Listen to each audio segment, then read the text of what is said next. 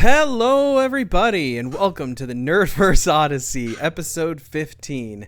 I'm your host, Nico. I got nothing for me today, unfortunately. I was mulling something over, and then I decided not to.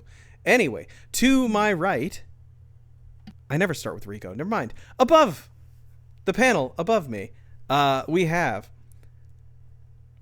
the galactic headphoned, glasses bedecked, possible Christian t-shirt wearing Mr. Glenn. How you doing? Whoa, I didn't even get that far. Okay, yeah, dude, I totally picked this up at a Dillard's, and it's actually a pretty expensive shirt. I paid $30 for this shirt. Oh my god, it is a well, Christian Glenn, how shirt. you doing? A little unsure about my wardrobe choices at the moment. I thought I was, looking rather svelte in this shirt, but I guess not. Although, okay, well, since we broke Glenn, it's fine. Okay, I'm good. To his I had a right, great week. you had.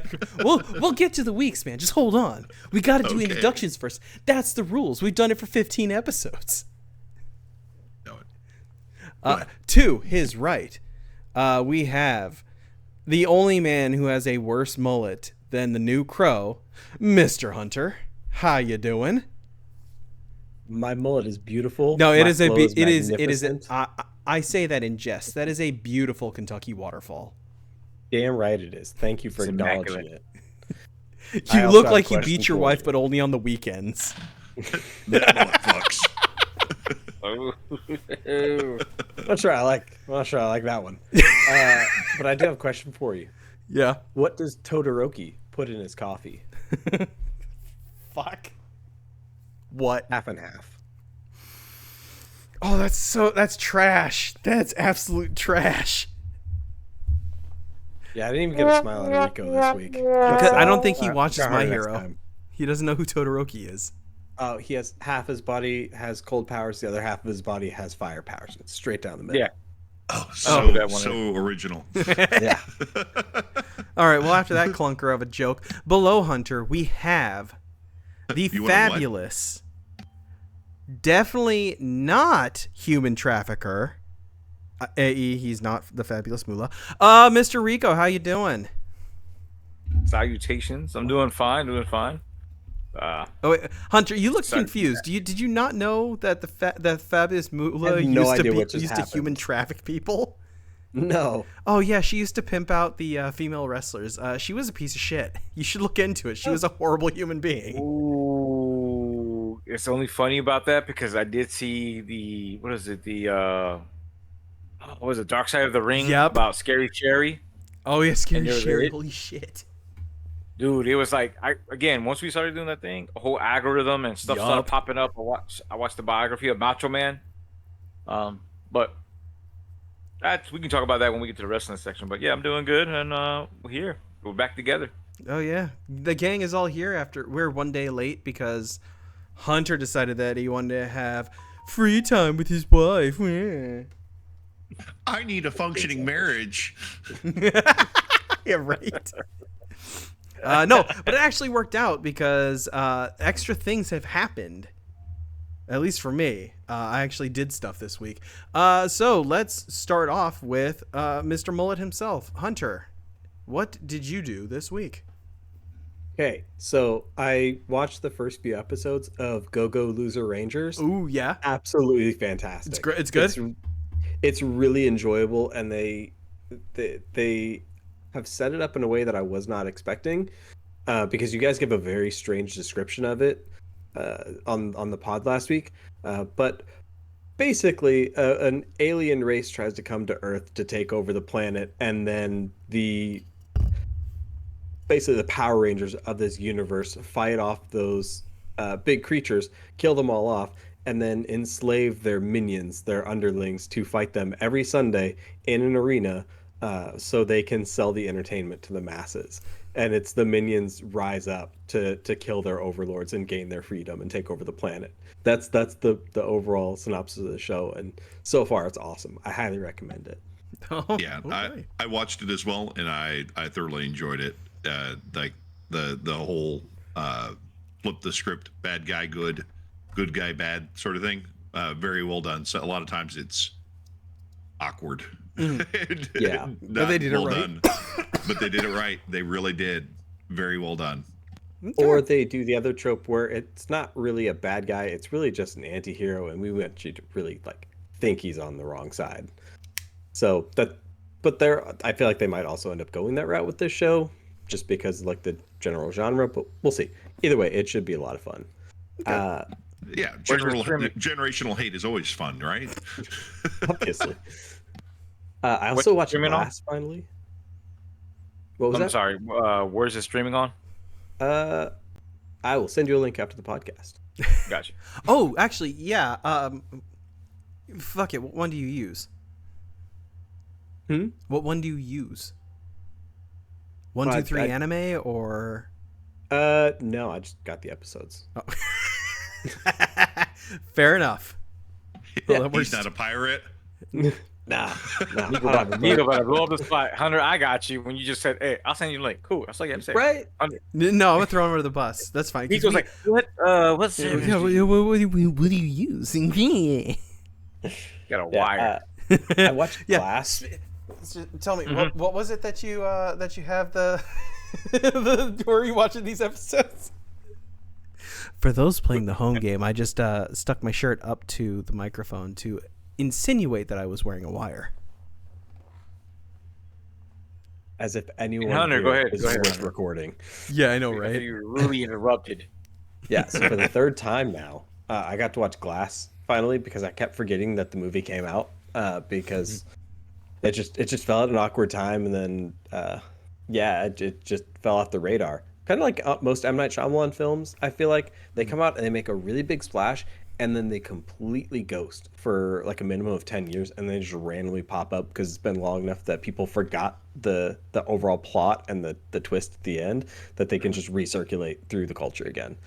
But I just saw it randomly come up in like a YouTube short, and I was like, oh, I should watch that. Super fun film. James McAvoy is so much fun to watch him bounce between characters over and over again. Really enjoyed that.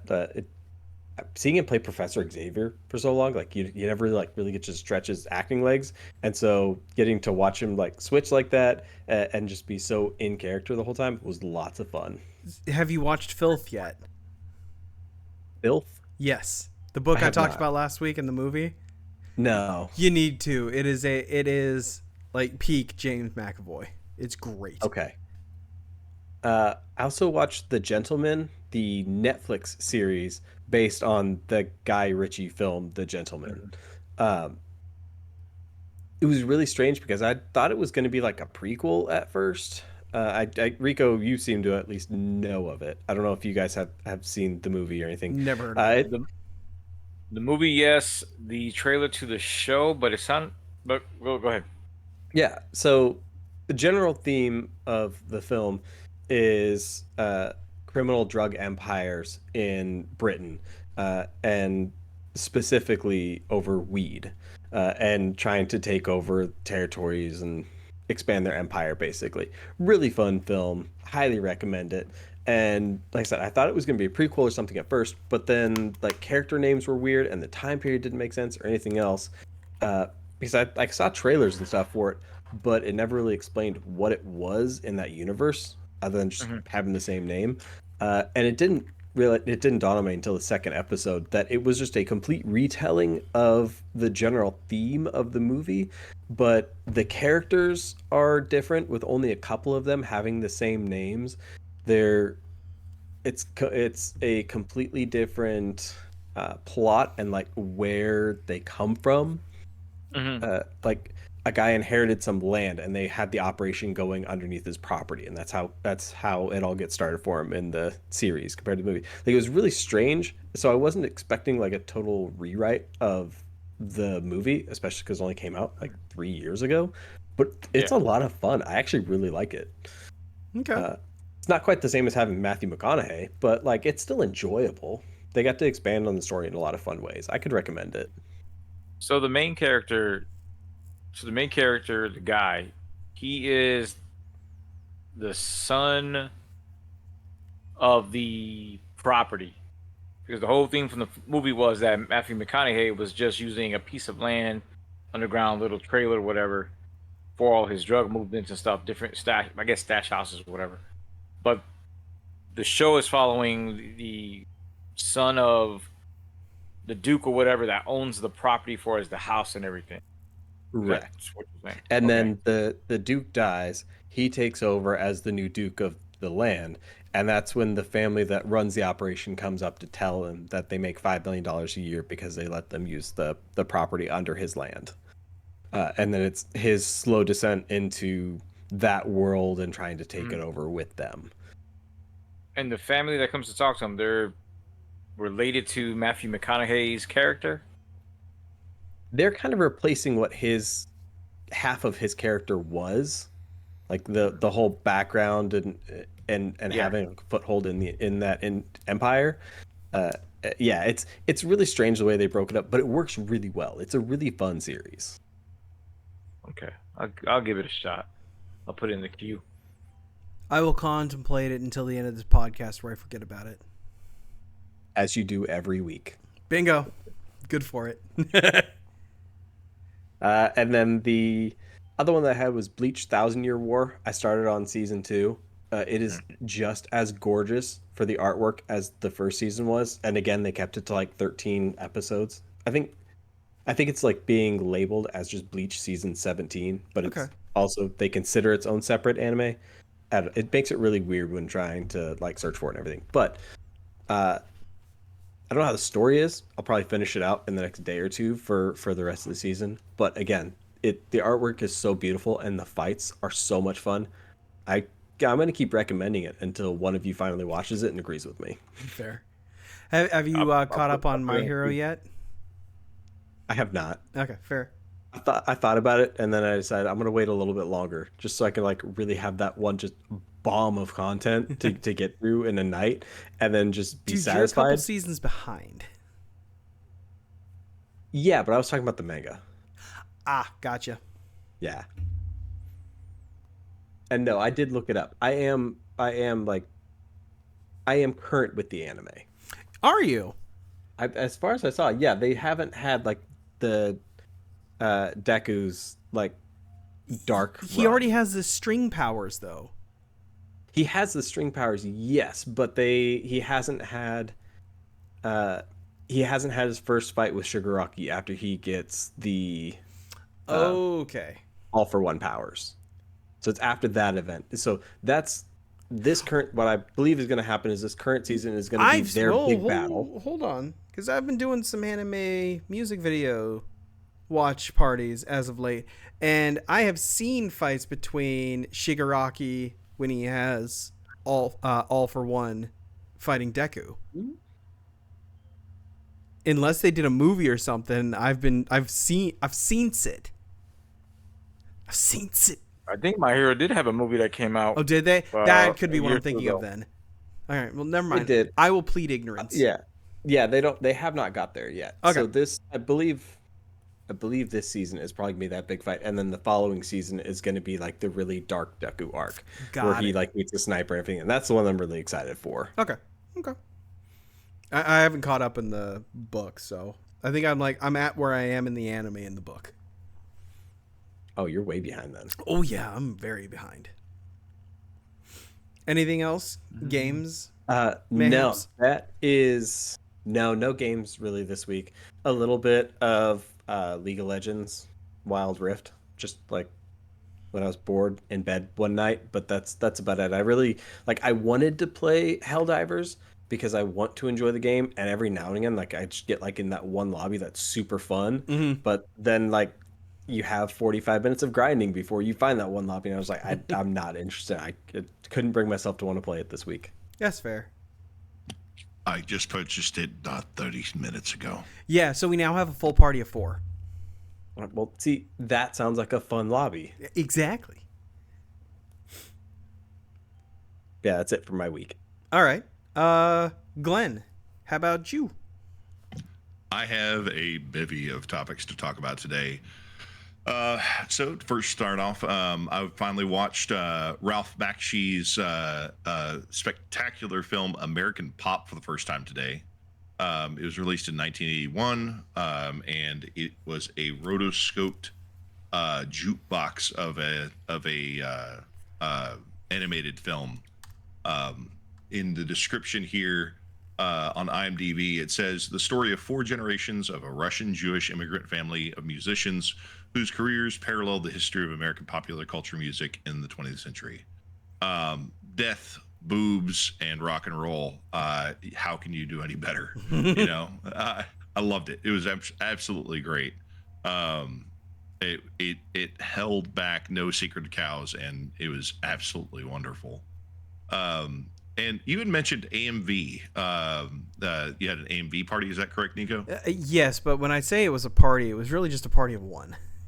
I just watched a bunch of AMVs.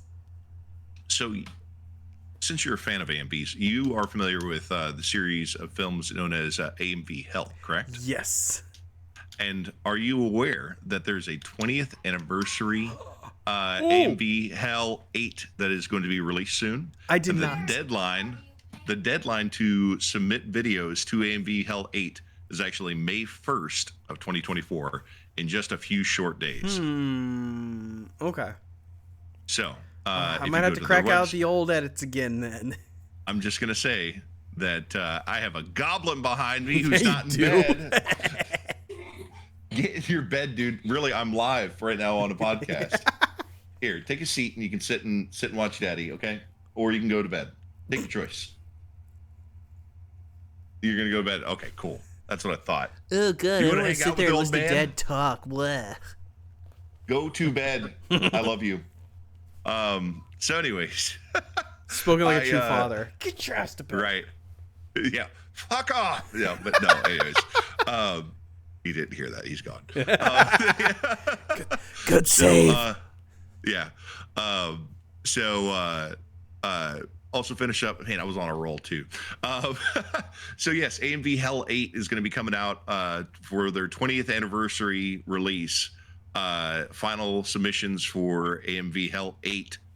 I forget what the subtext is. Actually, here, let me pull it up here.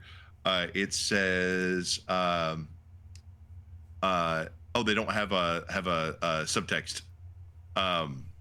But they apparently have had so many submissions that they are going to be releasing not only AMV Hell 8, but AMV Hell 8.5 shortly afterwards. Nice. So you don't just get one AMV Hell, you get 2.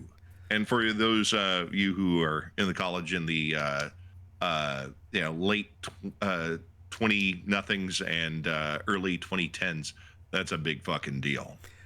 Yeah.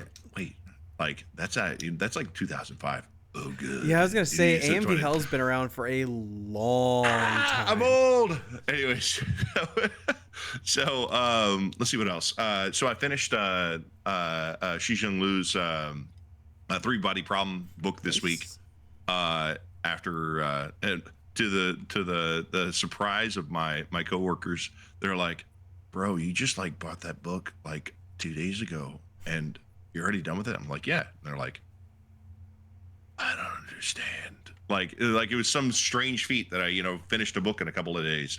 But I mean, in their statement's defense, I did finish Misery in an hour and a half. So the Stephen King novel. So Did you read Did you anything read other it? than the first 5 and last 5 words of every page?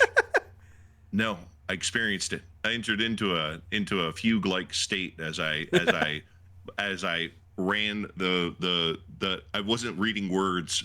I was singing it in my head, and like I was in a quiet car. I was smoking tobacco, and I was basically waiting on my wife to get done with the appointment, and she came back an hour later, and I was like, "Oh, I just read Misery," and she's like, "Misery in its entirety?" I was like, "Yeah." Is that something wrong with that? And she's like, fuck? Yeah, like like there's something strange about somebody who's able to like fucking Meteor Man, the Stephen King novel. So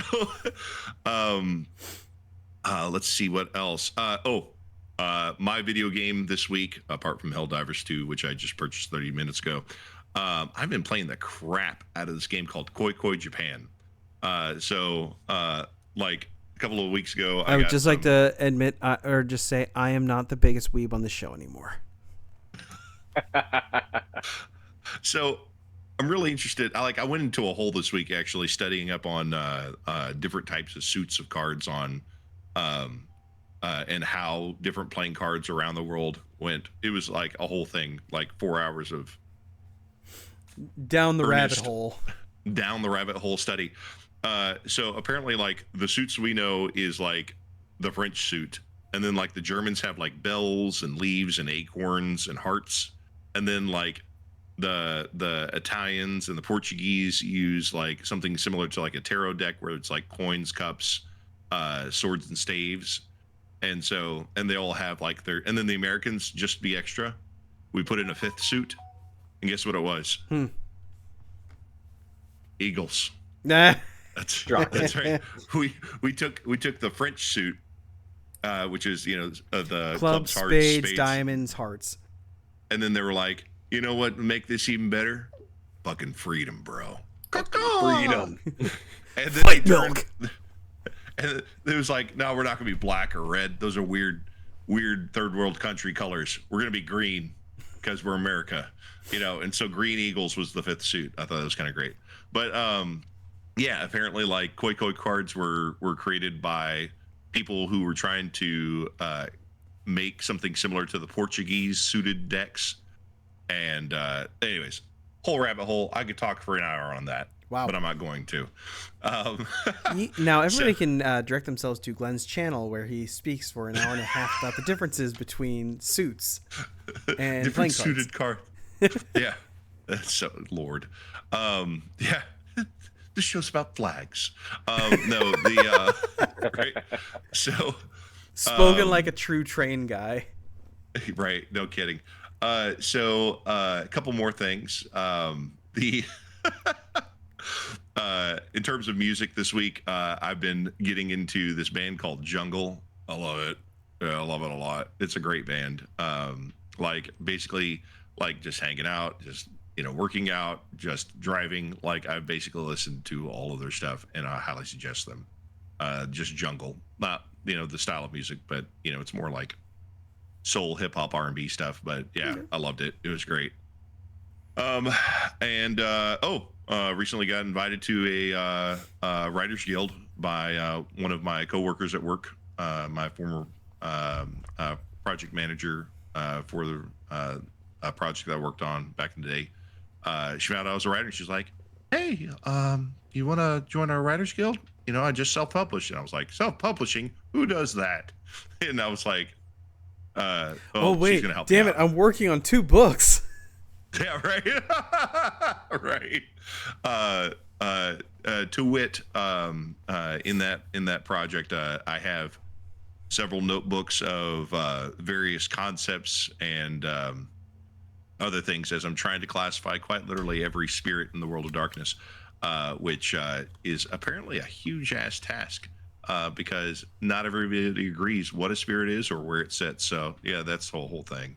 But the biggest news this week, after 12 years, 7 Days to Die is leaving alpha. I was gonna wait to say this on the news section, but yeah, no, go ahead, because that is actually big news, even though it's not technically coming out of. Okay, we'll come back to that then. Yeah. So I'll talk more about that later. So yeah, that was my week. Okay. Rico, you want to go first, or should I go first? I'll go first. It doesn't matter. Pray tell, how was your week? Week was pretty good. As far as work, kind of busy.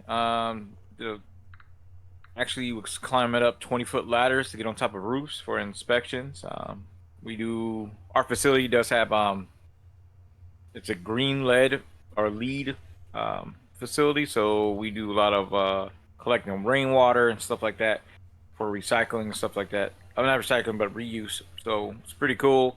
Some of the places I went, I'd never been before. So yeah, my big butt was going up ladders, and I'm like, dude, this is a high height. But by the second time I did it, it was nothing. Let's see. As far as TV, I watched episode 1 of Invincible. I don't know if I said that on the last podcast. So I kind of knew what was going to happen because Invincible, before the animated series came out, I knew of the graphic novel. But the fact that all that happened and then the way he just collapsed, I kind of felt like it was almost like a setup scene where, I'm going to kill everybody and then just waiting to see how the chips fall. So I am interested in going back and finishing at least season 1, hopefully by this week. Fallout was another series last week I finished. I thought the junk was great.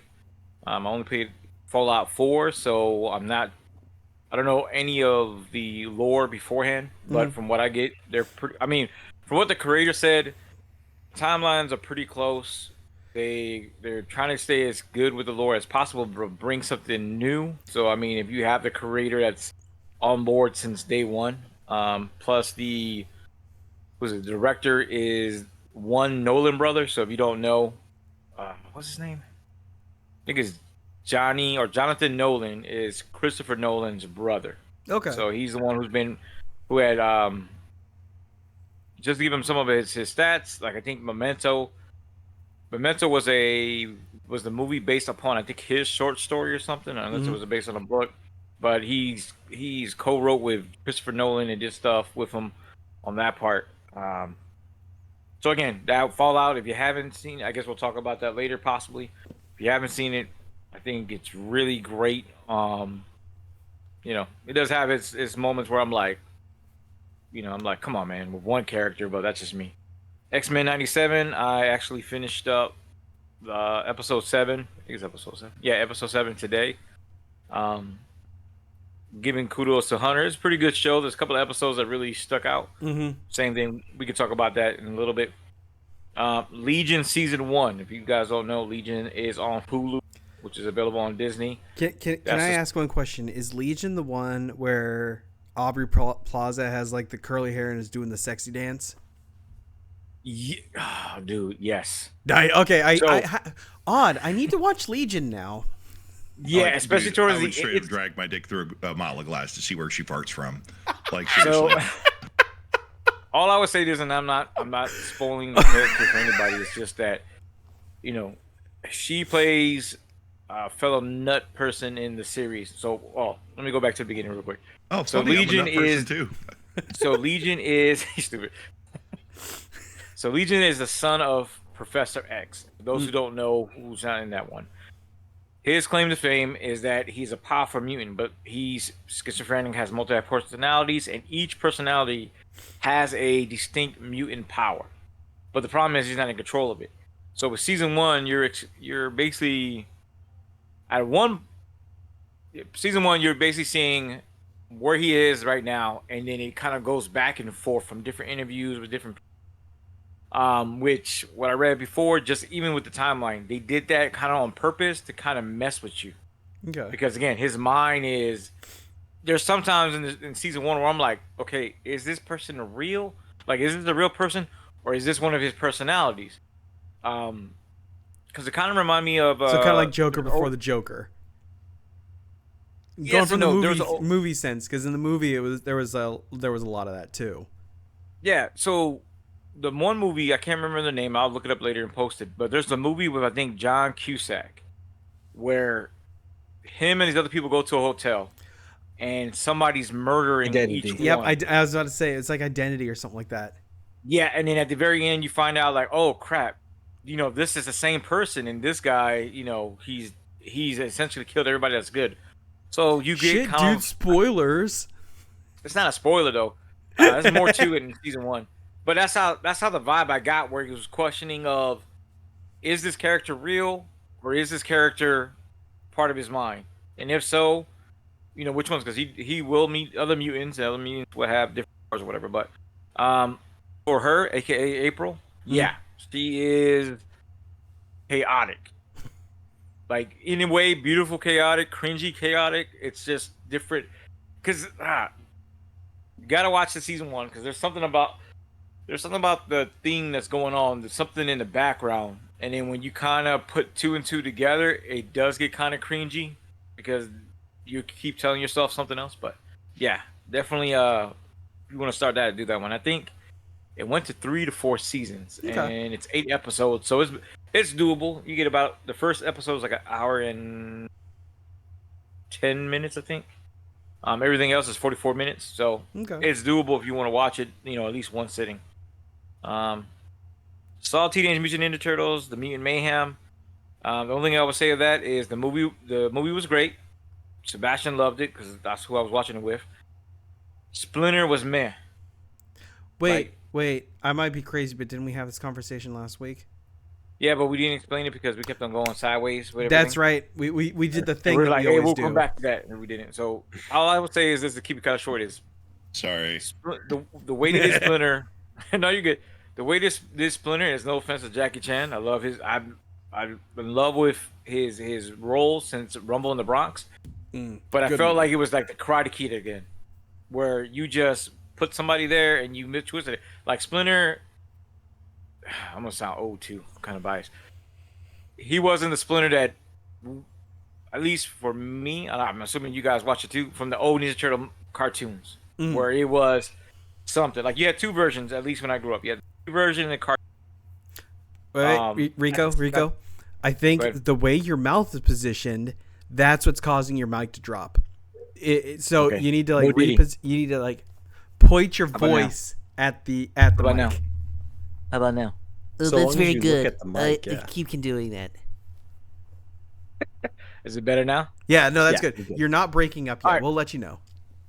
So with that one again, apologies on that one. So the movie version of Splinter, it was the whole point of it used to be a rat that got mutated by ooze, and he learned from his master all his moves, whatever. And then he had the old sensei kind of voice and everything else like that. The cartoon, it was a man who got mutated to a rat, but he was the old enemy of the Shredder. And so therefore the skills. Cartoon they're going off the continuity that they had for the Ninja Turtle movies then at that point. Roughly, it was like almost the same. With the Mutant Mayhem, it's totally different now. He's a rat that has no background in ninja, anything Japanese. Matter of fact, anything Asian, he doesn't have no. It's like you took an Italian Welcome Back Carter. If anybody ever watched that show, it's a little old show, and that's who Splinter is. And then as him and the turtles are mutated by the ooze, which he grows like overnight into a grown rat, and they are just grown toddlers or whatever. They just start watching movies and stuff and shows. So it goes back to like 5 Deadly Venoms. I think they even show one of Jackie Chan's movies, and it's going on all this, and that's how they learn how to be ninjas. Okay. So there are several continuities and that is one of them, is that Splinter learned off of Kung Fu films. Yeah. In the comic book? So that's one of the canons. Was that IDW or was that Nickelodeon? It's not the Ronin-verse. It's, I believe, Nickelodeon's version. Gotcha. Okay. Because Ronin falls out under the original, right?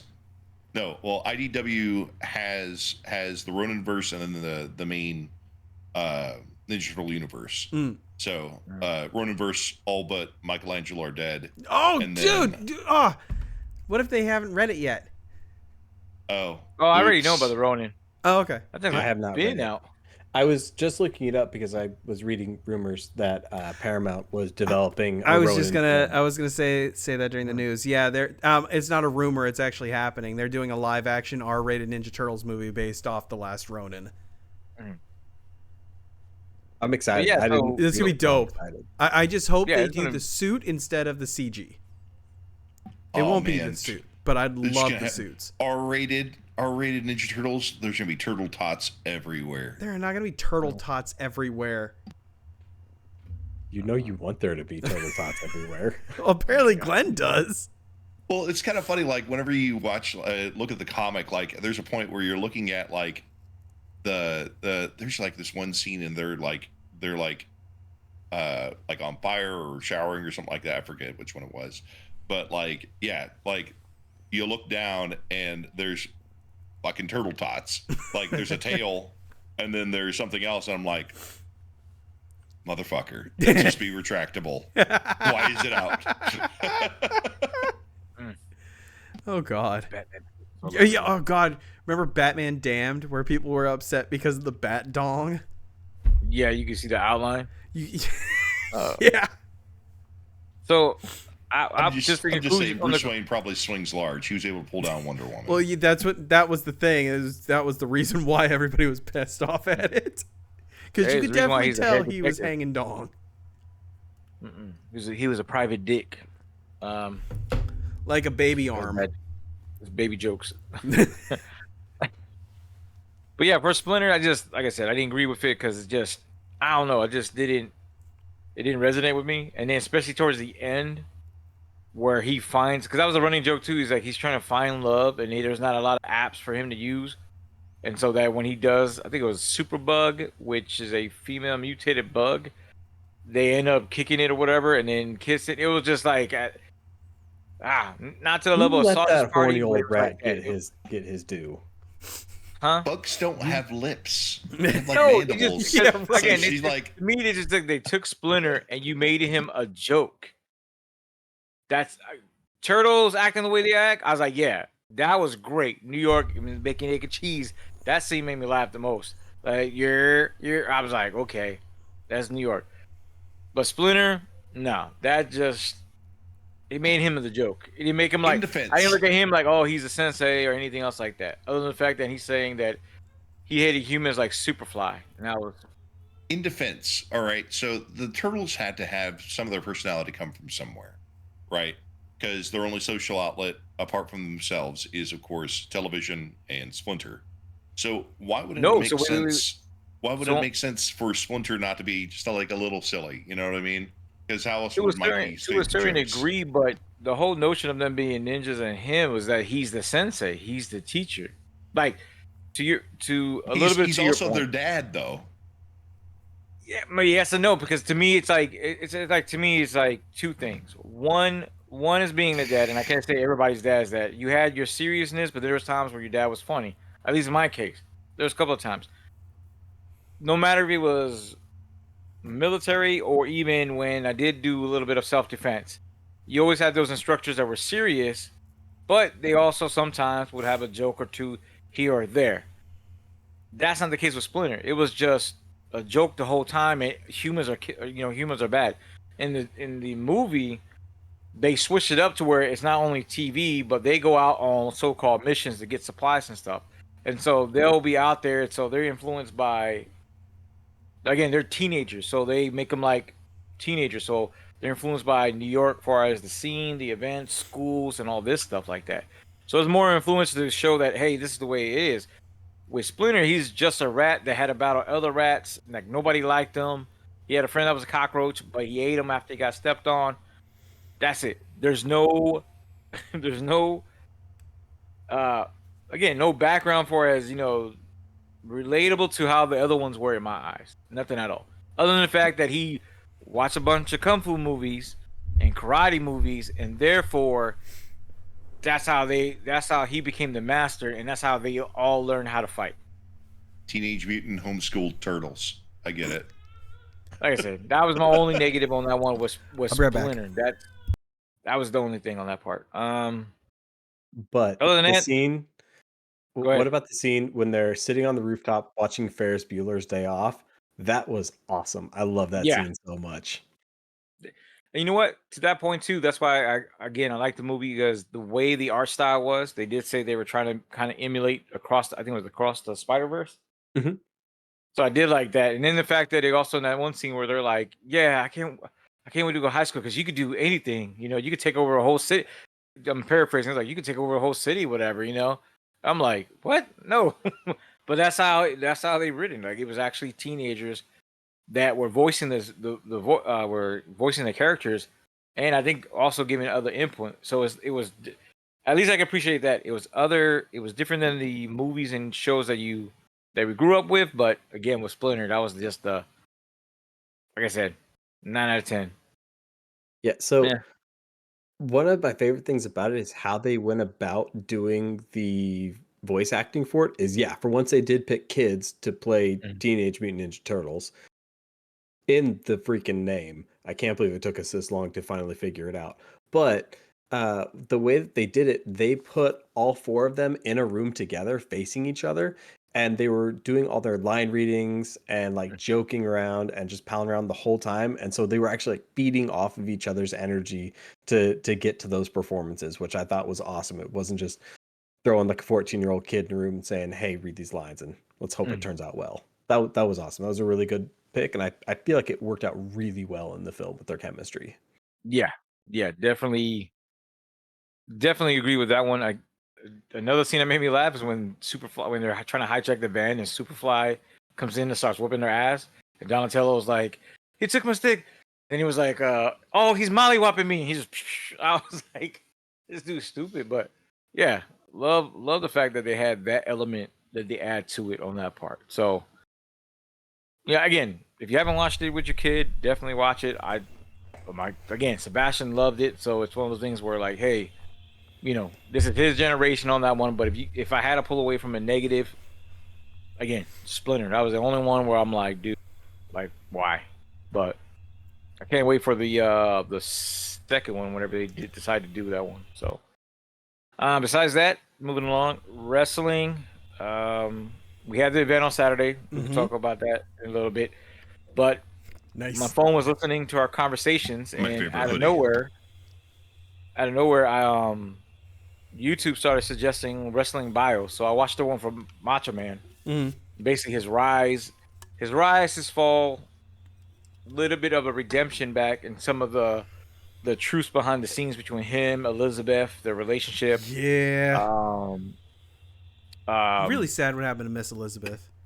Yeah, which one thing that surprised me, I didn't know Lex Luger was going to be on the show. And it's crazy. He was in the biography talking about Elizabeth and stuff because She I died didn't in know his they had house, if I remember correctly. Yeah, it was a whole big investigation because of initially it was, I think they claim it as an overdose. She just didn't wake up. Yeah. And so when they came into the house, they found other drugs. I think it was like steroids or whatever. But my one thing I pulled away from was Lex Luger, how you looked in WCW, and then how you see him now. And how you see him now is actually how you see him in real life. And it's like, dude, either that's the steroids you stopped taking and your body basically became like Bane before the Venom. Or it's just old age and I don't know. He had, because he's actually using like a wheelchair now.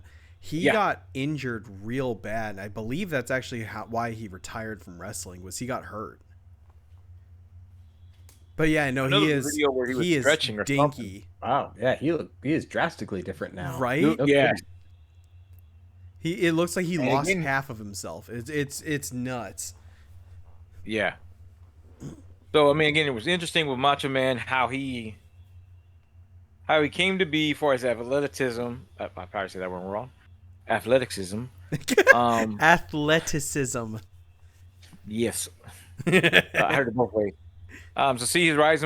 See how he came into the business from being an athlete. Because he was a great athlete. He played the minors, and at one point, I think he played for pro baseball. If our Macho Man was, I remember he was a baseball player. But then you see how he came into the thing. But again, he was a legacy for his dad. Didn't know his brother was the professor. Right. On that part. So it was really good. And then, as far as Scary Sherry, I actually thought she was still alive. I didn't know she passed away. So she's another one that passed away from overdose. But that one was another rise, a dramatic fall, and then not really got her time to redemption. Even though she was inducted into the Hall of Fame, supposedly she was going to come back, and the next day, just when she passed away, and they said she overdosed. But one thing I'm looking at some of the old wrestlers. Sherry, is that, I forgot that she was Scary Sherry. I always remember her as the sensational Sherry. Yeah, she was like Scary Sherry, sensational Sherry, and then some. There was another Sherry. one, Then it depends on who she was with, whatever. But mm-hmm. Same thing. The one thing I noticed that some of these old wrestlers was that as they got injured, that's when the drugs. If it wasn't there before, that's when the drugs were there. One person that surprised me was Jake the Snake. Oh yeah, Jake. I thought he was dead. He's still alive, if I remember correctly. Yeah, he showed up in both biography, the Macho Man and Scary Sherry, because they came in together for his wrestling, and then because he started off, I think he was a referee, he said, and then afterwards they both got inducted into the WWE, had a relationship, on and off, and then I don't say he blames himself, but I think some of the drug use and everything, like they partied hard. Like he admits, like he did coke. I think in either Macho Man or the Scary Sherry one, but he said, "Yeah, we did cocaine, everything." Listen, nobody would ever say that they didn't do cocaine back in the 80s. Do you not remember Hulk Hogan's promos? Like if he had to be coked up for those. There's no way he had that much energy. Well, it was like, whenever they had Ultimate Warrior, going off in his rants. Oh my God, yeah. If you ever get a chance, I recommend looking at the so he apparently told like a kid to fuck off or something at some point. Like he was kind of an asshole. But Vince made him do an apology video for the kid, and it is so bad. You got to watch it. It's on YouTube. It's pretty fucking rough. Like no, but the dude he's freaking out and having he's doing prima donna shit during the taping. It's rough. Yeah, but I mean Ultimate Warrior, whenever he did his stuff, it was it was either that or it was some straight up shaman shit. He was like, and then the thunder called down from the sky, the power of the blood red moon. And they said, Ultimate Warrior, you have to face off against Hulk Hogan and smash his soul and then consume it, or something like that. The whole talk about the pilot, piloting the airplane, that one's classic. I used to know it off the top of my head because an old coworker of mine used to just all we do is talk in Ultimate Warrior promos. It was great. Kmart was a hell of a place to work for back in the day. And then the blue light special came on, and I said to myself, that's a lot of money I'm saving there, brother. Oh, wait, no, that's Hulk Hogan. Right? The one thing I would say in the biographies, though, is George the Animal Steel. That dude is a hairy bastard. Oh, yeah. I knew he was hairy, but that dude, he showed up, I think it was in Scary Sherry's... Scary Sherry or Macho Man, I think. But it would be Macho Man because there was a bit where he was trying to get Miss Elizabeth away from Macho Man. Yeah. So that one definitely, they have that scene in that one, and you see him like, dude, it looked like you have a sweater on. Like, yep. How are you? I mean, again, he lived up to his name of George the Animal Steel.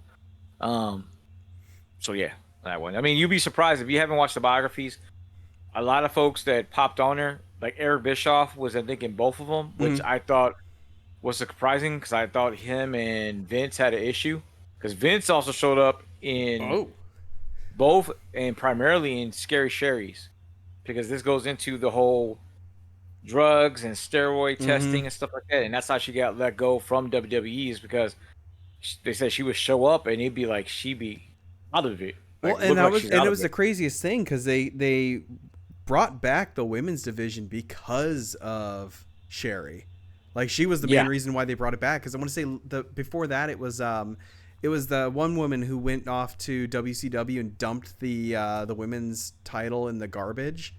But yeah, like the women's division was gone for like 4 to 6 years, and then it came back. It might have been 4. I think it was like 4 years. It was gone. Was their first match? Scary Sherry's first match was in the WWE. I think was with. I'm gonna say it wrong. It's what's her name? Famous. The famous, Fabulous Moolah. Yeah, which she had the belt for like 30 years. Yeah, well, and then 40. I think it was actually 40. 40 years? I think she had it for like or no, it was 40. I think it was like somewhere between like 35 and 40 years. She had it forever.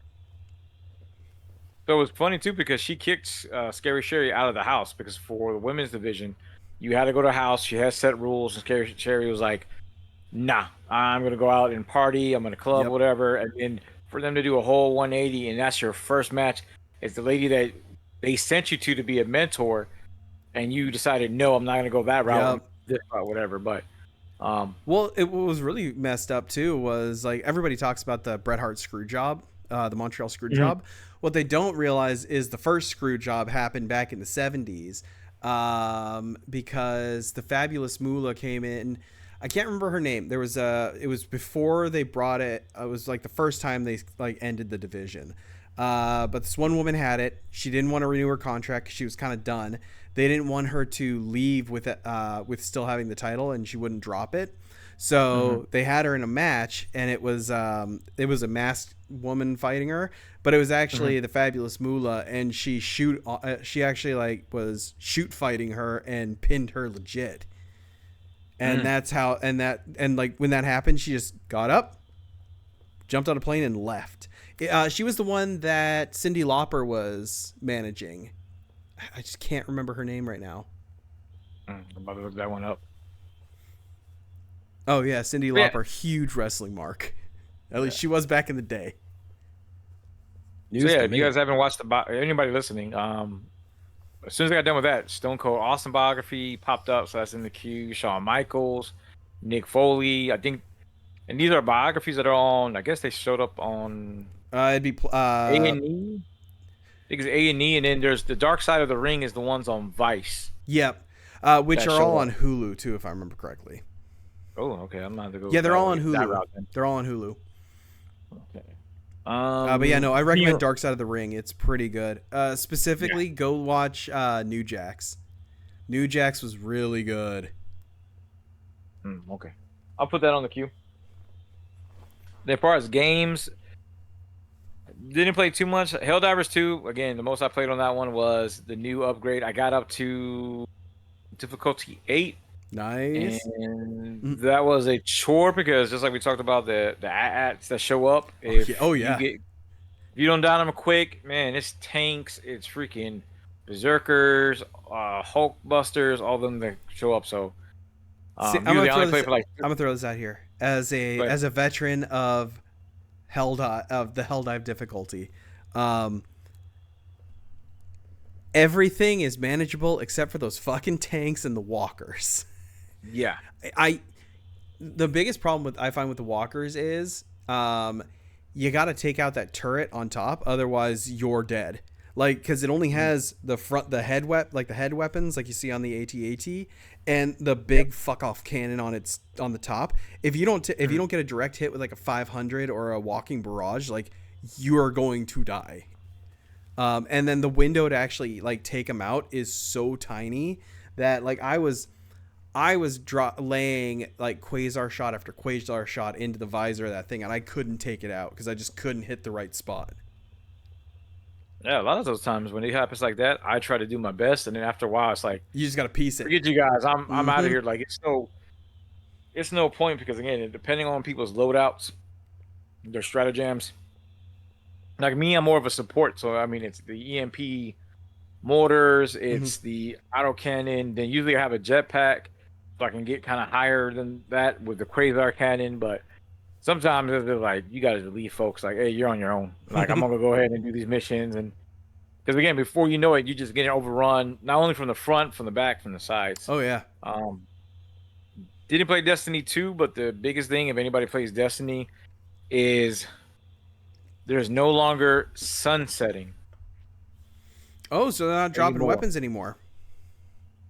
Yeah, so if you have any weapons, which I think I got a couple still in my vote. If you have any weapons from that didn't continue on, they were sunset, meaning that their power level wouldn't be increased. Destiny, Bungie re-rolled that back. So the biggest controversy, or at least funny controversy, is there's a creator called Datto, and Datto was going to other content creators and basically forcing them to clean out their vault. Like, you don't need none of these weapons. And so now the running joke is like, everything that he cleaned out of these vaults now you can use. And so you talk about people who had multiple god rolls for PvE, PvP, especially with the new builds now, no longer has their weapons now that Bungie did this. They also did it to where now your level is based on one character. So whatever your character, whatever, if you have 3 characters, whatever the highest character you have, that one takes the level. That kind of sucks. I'm all for that. Well, no, So I can understand it from a convenience standpoint, but that kind of sucks. Like, because if you're playing one class, then you jump over, create a new one. You're like, oh, let's try something else. You're just gonna automatically unlock you're just gonna have to start re-leveling everything like right away. That just seems kind of tedious.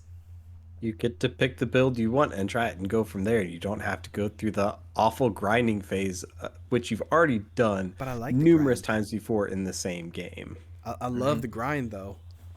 I hate the grind. I hate the needless grind. Oh, dude, And I now just with the beat new- Final Fantasy 1 a couple months ago. I love that grind. Unreasonable.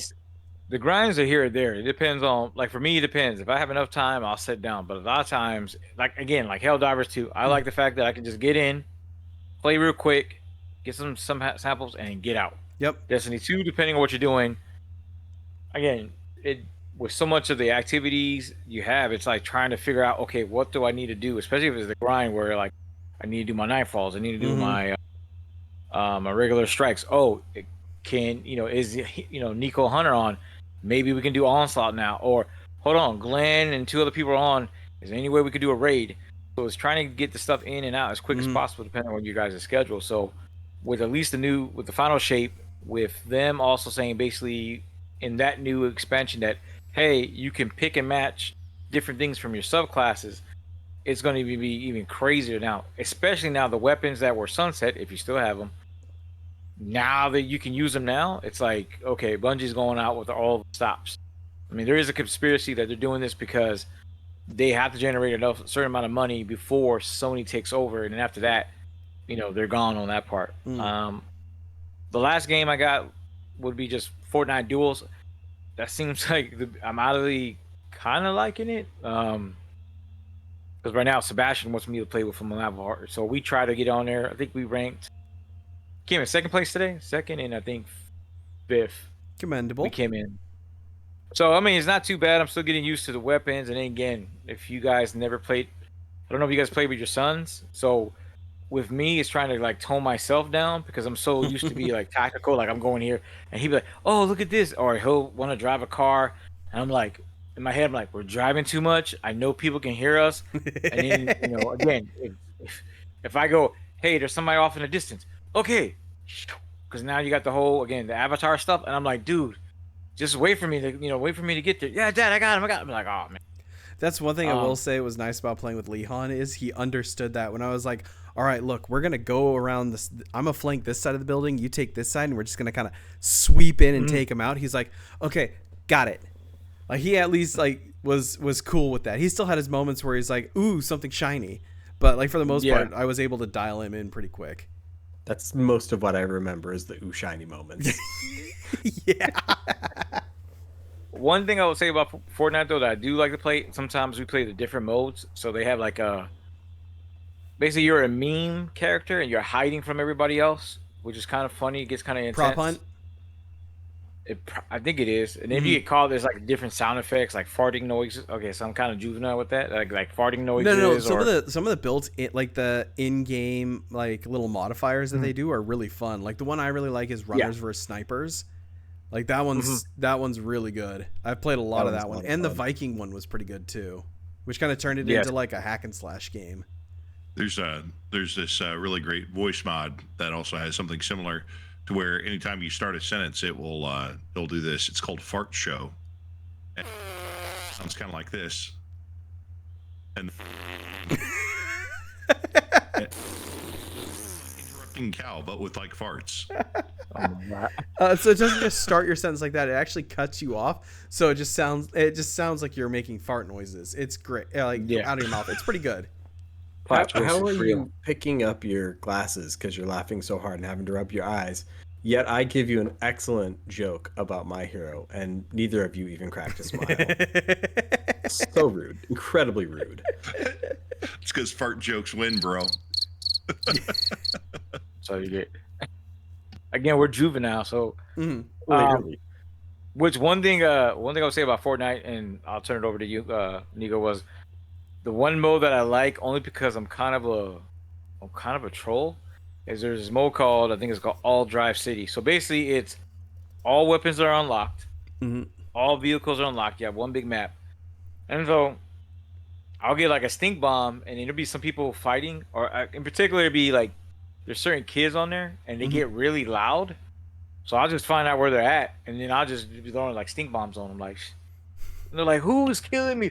Who is shooting I'm about me?" to And then ruin this man's whole career. yeah, pretty much like. Or I'll be off to the side. I have a snipers, and then somebody's doing something, and I just come out of nowhere, just snipe them. Like, bing! I'm like, oh yeah.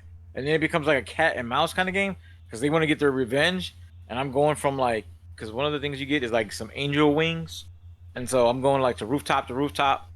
One dude chased me, I think 30, 45 minutes. Like, he did not want to let me land and get a shot or anything. Like, he's running with the Hades blades. I get the wings. I go to this freaking building up there. I'm looking for him, and then he just makes a beeline. He's coming after me. By the time he comes this way, I'm jumping off. He's trying to shoot me down and everything. And then finally, I get to kill him. He went up against somebody. I kill him. I'm not gonna lie, I did like a little teabag thing. I was like, and then I got off. Like, I was like, that's it, I'm done. Because by then it was like 1:00 in the morning, and it was a work day, and I was like, why the hell did I stay up to 1:00 trolling people? But I don't lie. It was like I was kind of being juvenile. It was like the funnest thing. Like, you just messing with people, and they're just like, "Who's hitting me? Who's killing me? Oh my God, it's King Goya!" I'm just off the rooftop, like. Hey, you got to have your Gerard Butler gamer moment when you got that teabag in. It was worth it. Let me sing you the song of my people. And people get mad. They be like, "Oh," especially again, kids. Kids get mad because some reason they're the ones with the mics. Nobody else has mics. Yeah, adults don't use microphones. Only kids. And then if they're trying to teach somebody, I said, "Come over here, dude. I'm not gonna be your friend anymore. Okay, I'm gonna kill you now." And then I'm like, I'm just gonna go message y'all. But that was my week. I'm gonna hand it off to Nico. All right. So for my week, I watched a movie. I know, shocker. I actually did something. Movie. Huh? A single movie. Yeah, I had to rethink that. It's like, yes, just a single movie. I watched Late Night with the Devil. It is. I totally want to watch that. Really, is it good. Oh my God, yeah, it's really good. Some of the reviews I read online where people were shitting on the ending, and I think they're asinine, and I do not follow any of their work anymore. But no, it was really, really good. Probably, in fact, honestly, actually, the best after the horror podcast, movie I've I'm seen in the probably gonna past watch like it. 5 years. So yeah, that Late Night with the Devil was really good. I watched all of X-Men 97. That's pretty good. Finally talk about it. Pretty good. We can finally talk about it. Forever. Yeah, I know, right? I really like it. The animation is really good. However, there's moments when watching it, I can tell it's CG, and it just kind of like throws me out of it a bit. But like other times, you're like, oh no, this looks like it's pretty close to the original. But yeah, I will say this though, despite the fact that they kind of devoluptuized Rogue, that last episode, Rogue was doing things to the old noggin that I was like, I like that. Well, it's like that meme that's going around, and it has like Logan sitting in bed, and it has him like stroking a picture, and it's of Rogue like in a prone pose, like in front of Apocalypse. Yeah, that's the one. Yeah. But yeah, no, I thought that. Remember what they took from you. Look at the general chat. What was that? Look at the general chat. You put the side by side up. Oh yeah. Yeah, that's the one thing I struggled with this show though is no matter what, I can always tell it's CG. It's not. Yeah, there's maybe like one or two spots where I was like, it didn't, but for the most part, it looks. It's not as bad as Berserk 2016, but it's close. See, The only I think- difference is I it think looks of it- pretty. Yeah, I think of it a lot like the Netflix Baki series. Yeah. It's cool, it's fun, it's over the top, but it's so very clearly CG that it's just not. It doesn't have the same feeling. You don't. Mm-hmm. I can't get the same connection with that as I can the old school hand drawn animation. Well, that's one of the problems with that I found with the Gantz anime too. It was like everything, like the characters were hand drawn, but then the backgrounds would be hand drawn, and then sometimes go into real shitty or like early 2000s CG, and it was like, yeah, cool that you could do this, but it looks horrid. Yeah. Yeah, it's just cost saving measure, and it was very obvious. Yeah. But yeah, so finished X-Men. I also watched and finished Fallout. Super good. Super good. I'm really curious to see where season 2 is going to go. Because I really liked it. It kept the tone of the games very well. That, and I thought the brain in the jar trying to kill the one kid was the funniest shit ever. Dude, I thought that was like Mighty Python. Oh yeah, no, but that's Black just that's Knight. Fallout in a nutshell. It's like, no, please, can you just not move for like 2 seconds so I can stab you with this poison? I So swear there's something did else they with did they that. bring back the master then? Have you not watched it yet? I haven't. Okay, don't worry about Master. that. Are we talking about But Doctor Who now? I'm just No, the Master was the main villain from the first Fallout game. Yeah, okay. I've played all the Fallout games, all of them, So- to include the ones that they canceled. It's been Yeah. Oh, you've played Van Buren? I have. I need to find Van that again Buren. and play it. I haven't played it yet. I think I have it on like an archive somewhere. Yeah, I think it's on archive.org, so I just gotta look Yeah. for it. Yeah. So it's been so long, I don't remember a lot of Fallout 1. Fallout 2, however, is a little bit in the brain. There was parts where it made me think, was it the Geth that you were trying to find to like bring back the Gek. The Gek, that's garden, it. Yes. The Garden of Eden creation kit. There was definitely some moments there I was like, I think that's the Gek. But yeah, it was really good. I very much enjoyed it. See, I went to Amazon Prime to watch the first episode, and instead I saw Mr. and Mrs. Smith with Donald Glover, and so I did that the first time, and I watched most of that series. And then the next time, I'm like, all right, I'm gonna go watch Fallout, so I have something to talk to the guys about with this week. And Donald Glover still alive?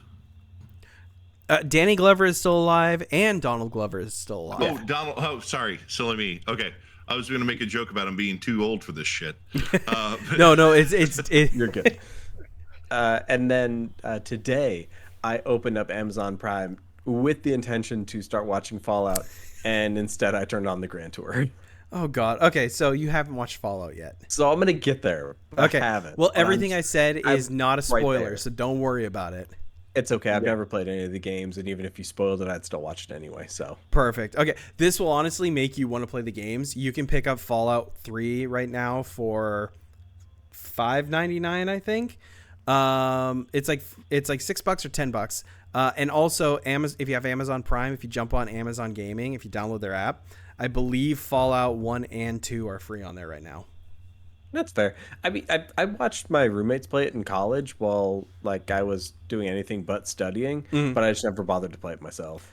I would say Fallout 1 and 2 are kind of hard to get into nowadays if you didn't grow up with those types of games. And I don't remember you playing a lot of RPGs back when we were kids. No, so not a whole lot. don't play the first two. If anything, read a synopsis or just go off what you remembered from your friends playing it. Fallout 3, on the other hand, is definitely worth playing, especially because if you just want to get through the main story, you're looking at about a 2-hour commitment, maybe 2 hour, 30 minutes tops. That's shockingly fast. Oh, I put a lot of hours in that game, but if you just beeline it to on the main mission, you will finish that game in about 2.5 hours. The side quests are what kind of suck you in, but Fallout 1 is really good. Fallout 3 is really good. If you get it, get all the DLC because you have to play Pittsburgh. The pit is awesome. Okay. New Vegas is better as far as story goes. Same engine. They did add some extra stuff, but it has there's cooler things you can do in Vegas. Recommend playing 3 first, though. A third flavor of soda too. Yeah, right. I would recommend playing through number 3 first, just so you don't get that thing where you're like, if I go back to this one, it's kind of I can't do it because it's missing quality of life features that I like. So play 3 then Vegas. It's a lot better that way. 4 is skippable. It's, from what I remember, okay. Rico seems to disagree with your assessment. Yeah, I know he does. I also disagree with the assessment because I think you should play Fallout before you play Fallout 3. Well, yeah, I know, but see, here's the thing. He's not going to play an RPG. He does not have the attention span to play a turn-based just RPG. Play it. Just play it, and don't. About Hunter? Mm-hmm. He's talking about me. Okay. I know Rico could do it. In fact, I already told you I'll hook you up. I'm just also going to play it with a podcast on, or an audiobook on one screen and a YouTube video on the other, and then that game in the middle monitor. That's typically how I play more like slow-paced games. Oh, okay. It's not slow paced though. I mean, it's tactical. There's a difference. I would say at least if you're gonna watch the show, if you wanted to play a game, you're not gonna go bad with Fallout 4, and you're not gonna go bad with Fallout Las Vegas, because that's but the story's pretty much the same story as Fallout 3. That's the thing. I mean, far as the character, who you're looking for, and all this other mess, yeah, it's the same. Because Fallout 4 was roughly the same thing. You leave the vault because honestly, I would say the ghoul story is more similar to Fallout 4, whereas Lucy's story is Fallout 3. How so? Because Fallout 4, you're trying to find first and think about the ghoul throughout the series. What's his goal? Don't say it, but I get what you're saying, but I felt like Lucy was the same thing with Fallout 4. Nah, that's literally, it's almost roughly beat for beat the same story from Fallout 3. Is there any Fallout 1 or 2 representation? There's a few things that like creep up in there, but for the most part, it seems like they're pulling a lot from the Bethesda one. But there are some like things they sprinkle in from the original games. Yeah, there's a bunch of Easter eggs in them. If you're a Fallout person, there's a bunch of Easter eggs in them. I think one video, it's like 110 or 143 Easter eggs in there. If you want to look it up on YouTube, I didn't, but so I would say if you wanted to play a game and then watch the show, you could do that, or do it simultaneously. You can on that part. Like, I know Dogmeat is part of it, and I mean Dogmeat's from Fallout 1 and all the other Fallouts. Yes and no. I mean, he's not. There's no dog named Dogmeat in there, but there is a dog in there. No, he calls him Dogmeat. No, the ghoul calls him Dogmeat. That's what he named him. Dude, I just watched it. Like, I just finished it last night. That doesn't mean you're the number 2. No, KX404 is Dogmeat. Anyway, before we start having a neckbeard argument, Fallout was really good. I also played video games. I have been catching some of the Shaman King remake because my son is watching it. Apparently, it's on Netflix. I didn't know that this was a thing. Remake? They're redoing Shaman King. It's on Netflix right now, and Leon's been watching it. It's actually really good. I might have to sit down and actually start watching it because it was pretty good so far. Now I can get into video games. So for video games, I actually played very little Helldivers. I played like maybe 1 or 2 matches, and then I started playing a lot of Balatro, as I've talked about for the past 2 weeks. Finally beat my first run. That game is amazing. Highly recommended again. You guys need to get it. It's stupid fun. I also played, what is it? The UFO robot Grendizer, Feast of the Wolves. That game is pretty fun. Basic generic like anime brawler, but with giant robots. so it's like right down my alley. I also played No Rest for the Wicked, which is the new game by the devs behind Ori and the Blind Forest. It is an isometric Dark Souls like game. It suffers from a few problems if you're stupid like me and accidentally stick it on your mechanical hard drive and not your solid state.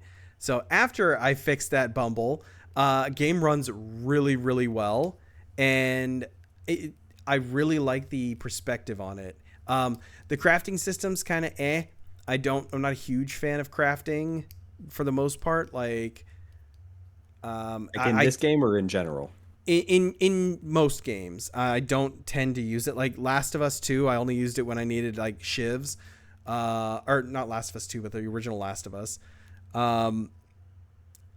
Minecraft I liked, but since that was like the basis of the game, I think that's why I liked it. Elden Ring, I used it. It was very situational when I used it, but like unless your game is built around a crafting system, it tends to fall by the wayside. The one in No Rest for the Wicked isn't terrible, but I can see some problems from it later on, depending. So just kind of like got to get further in the game to figure that, because I'm still in like the beginning area, but it's pretty fun. I also purchased Megaton Musashi Wired. It is a new game by Level 5. They're the guys who did Professor Layton, Yokai Watch, stuff like that. Super, super fun. It is... Big fan of Level 5. Yeah, they're good company. I doubt anybody in this podcast has played Gundam Breaker, but it's very much a Gundam Breaker clone.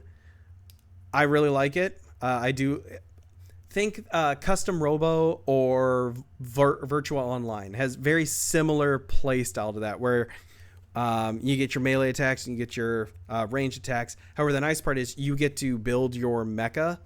So unlike Gundam Breaker, where you're playing with like the model kits and putting them together and then painting them, this one's more like, hey, here, it's more Armored Core with here's the parts, they do XYZ, stick them on and go for it. Not as good as Armored Core, but definitely fun. So I highly recommend that. And anybody who else likes it should recommend it to people, because apparently they decided to not do any advertisement for this game. Because I didn't even know it was coming to the West until I saw it pop up on Deku deals when I was looking up what's coming out on the Switch. So it's like, oh, this is coming out. And then saw it on Steam. It's like, oh, it's on Steam. Okay, click. But yeah, it's pretty fun.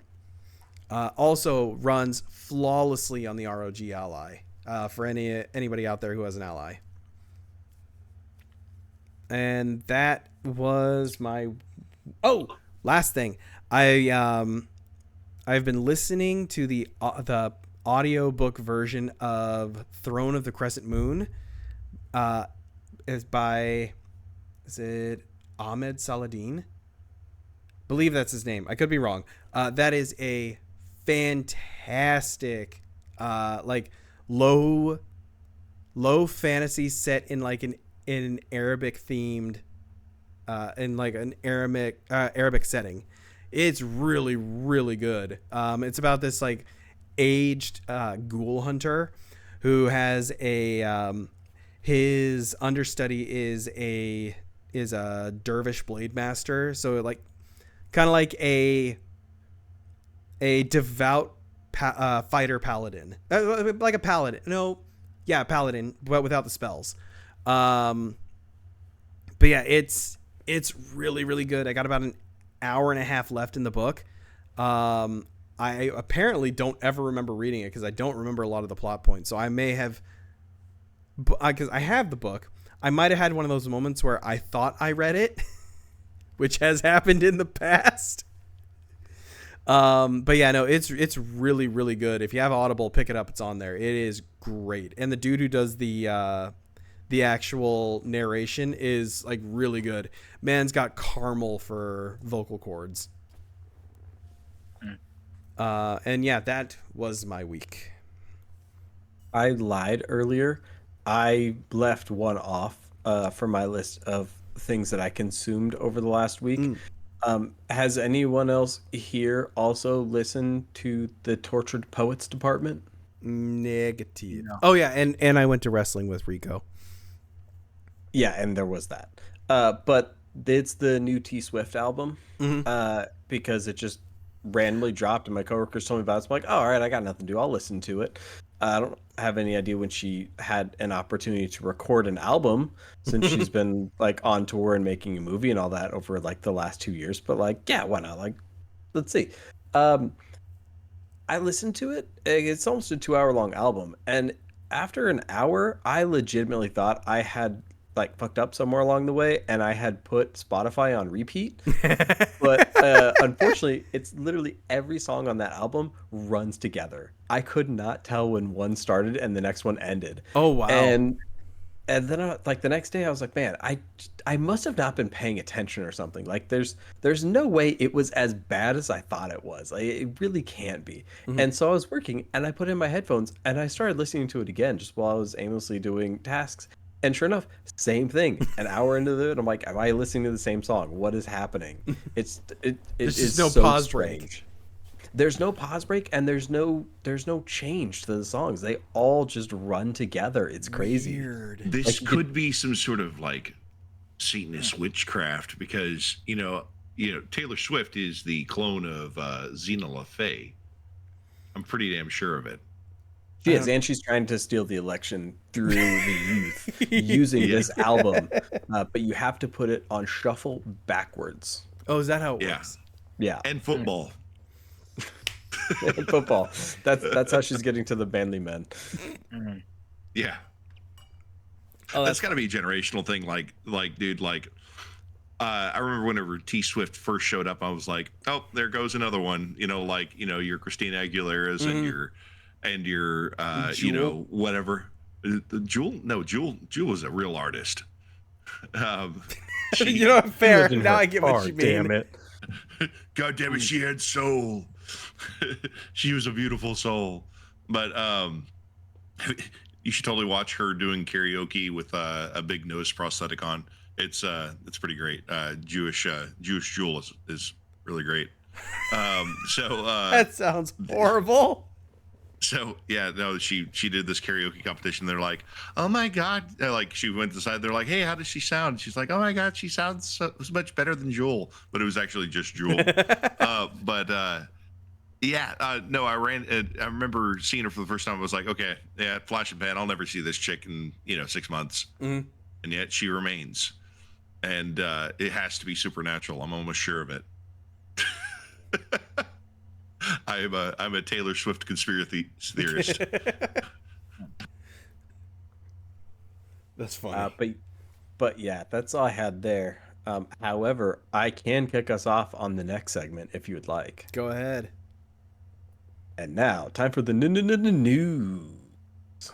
So for the best piece of entertainment in the news category, the Oklahoma City GalaxyCon is at the end of May, and I have signed up for a special event in which I'm going to get a Red Ranger tattoo.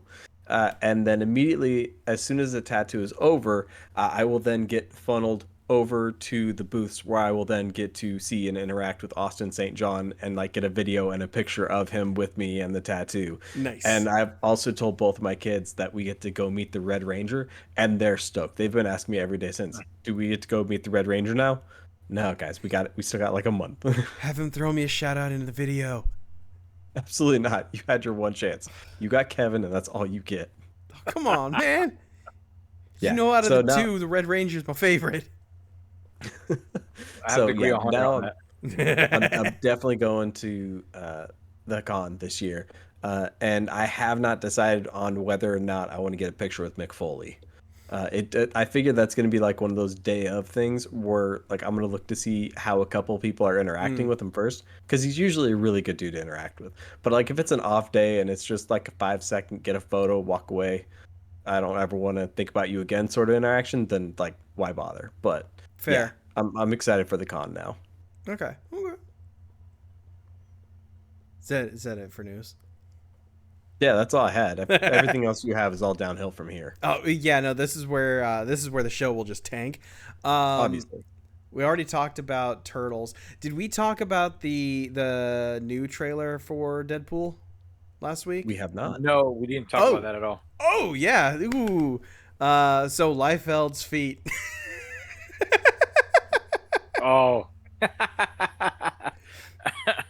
Man, that I'm sorry, what?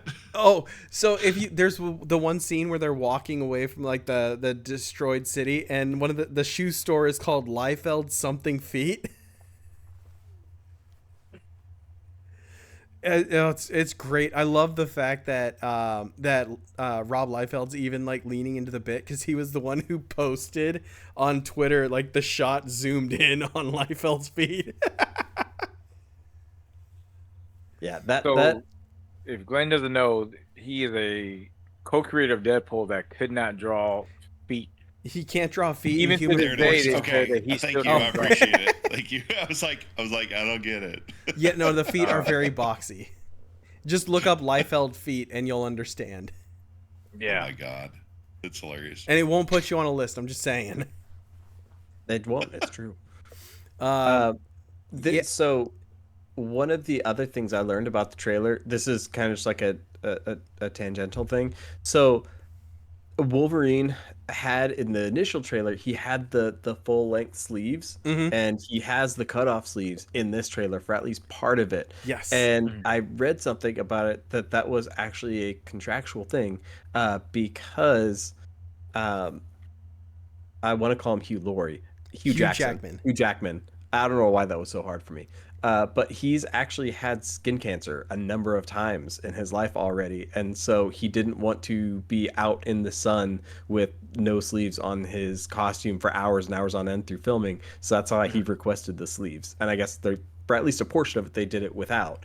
But yeah, so I thought that was neat. In all fairness, though, I'm trying to remember. Did the He did have a Wolverine from the costume with those feet. cartoon had the Yeah. claws, but the comics he had bare arms, didn't he? Through most of the eras. Yeah, it was the had bare arms with the pauldrons. Yeah, and just My- all of the forearm hair. My Mhm. thing is this is for those who are listening. Well, I was gonna say those who are listening is, I'm glad Hunter you shared that because he got so much flack. Like again, if you go to X or whatever about the sleeves, and I'm like, yeah, excuse my language, yeah, assholes. How about that now? Like at least you understand why he did it. Like I get it. Mhm. He wanted it to be exactly like the comic book, but I respect it. Like if you had skin cancer, you don't want your skin exposed any more to that because the likelihood of it coming back or whatever. Or And in new all case honesty, is like there. if it looks like when he has the sleeves off, it looks like they're actually torn off, and it's in the middle of like a destroyed city. So it could be battle damage, essentially. possibly Yeah. from when he fights Deadpool. Yeah, that's very possible. I do like the fact that it looks like the main bad guy is Professor Xavier's sister. Yes, Yeah, I saw Like that. I saw that too. I Nishandra, thought right? That was neat. Uh, Sandra. What yeah, is it? Cassandra, that's it. Yeah, Yeah. yeah, Lysandra. I was trying to think on that one.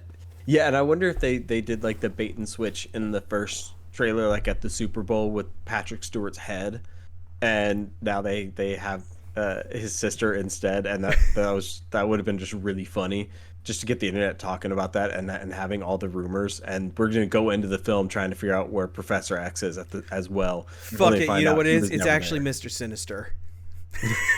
Always.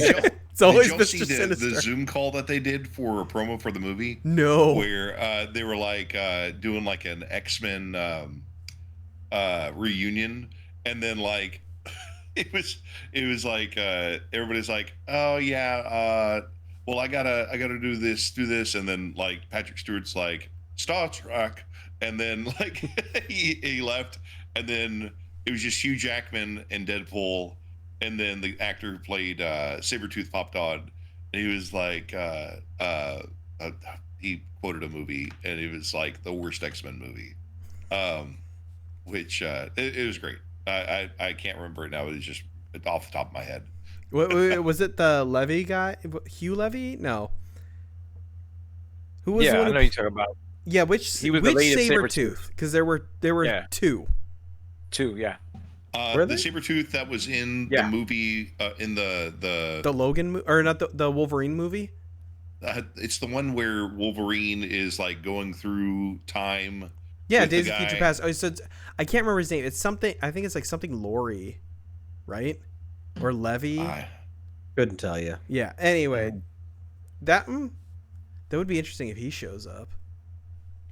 They're The one definitely thing gonna I have a think- Sabretooth show up at least at some point. Yeah, exactly. The one thing I noticed is that the Cassandra, though, she doesn't Put it look in like chat, guys. she There you doesn't look like she doesn't look like she's like she looks like Patrick Stewart, but she looks more like McAvoy. oh, what's his face?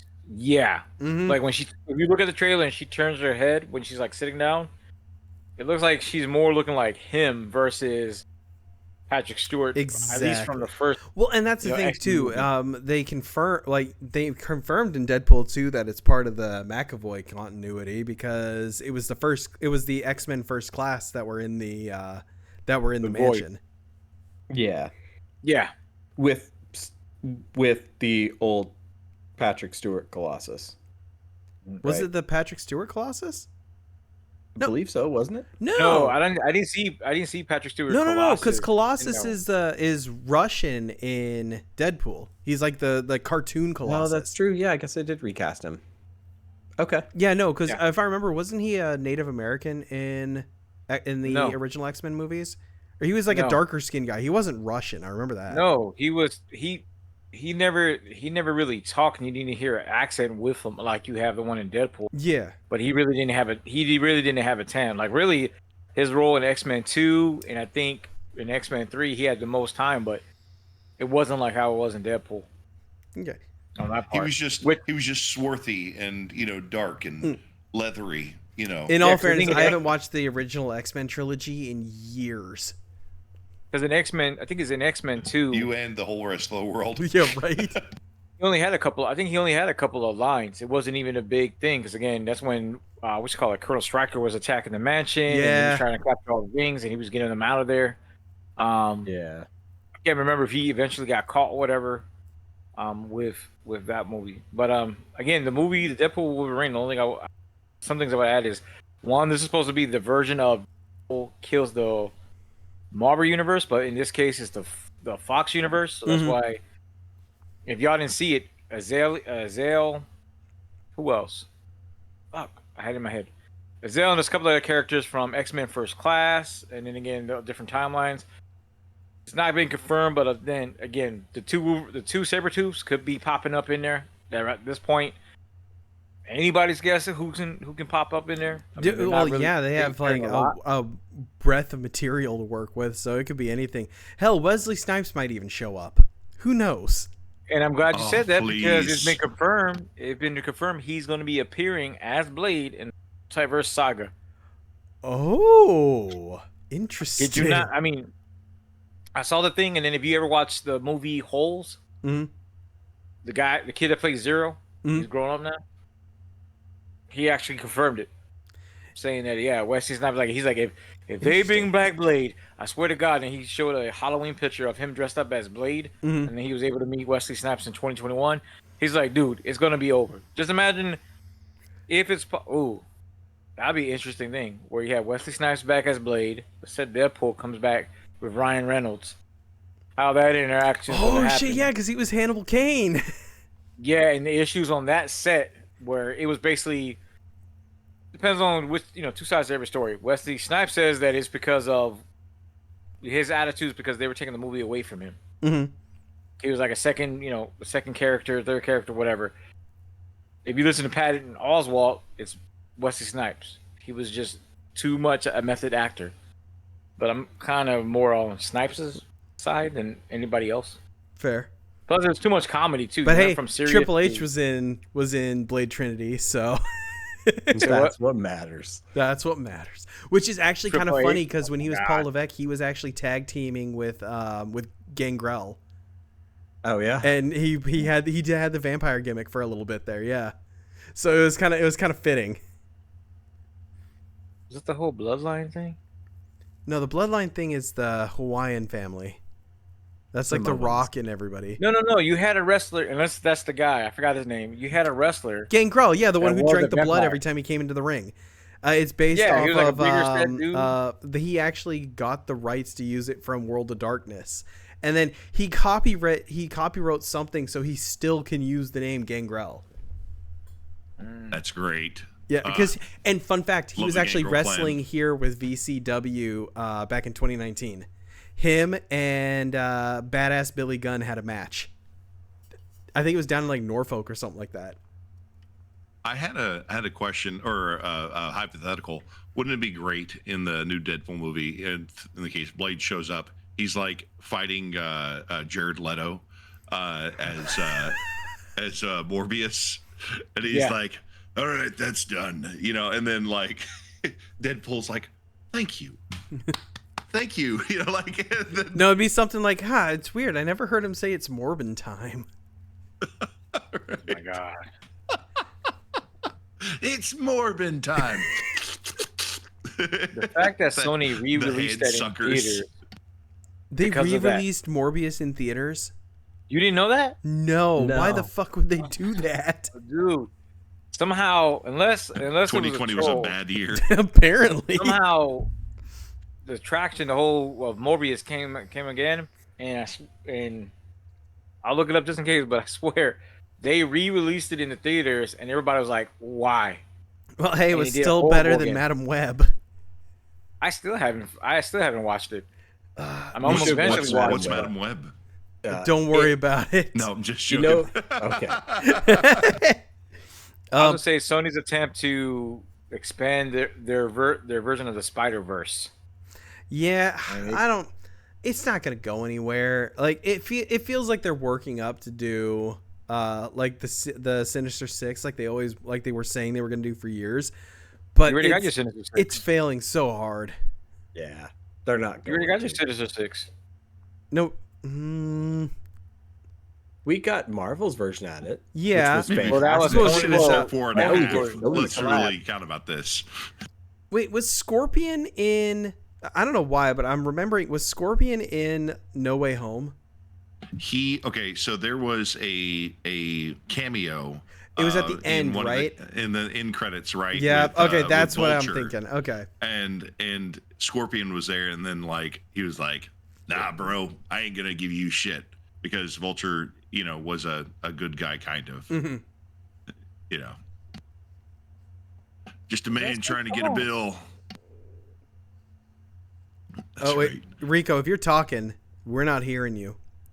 No, I'm counting to make sure that it was 6 villains in the third Spider-Man. For some reason, I'm coming Spider-Man up one 3? short.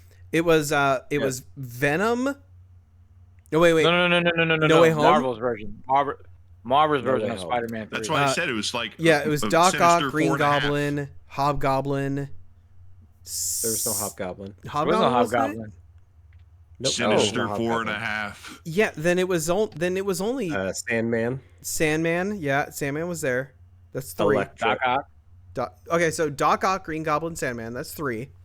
Electro. Electro. Electro, yeah. I think that was it. That was it. Yeah. Yeah. Yeah.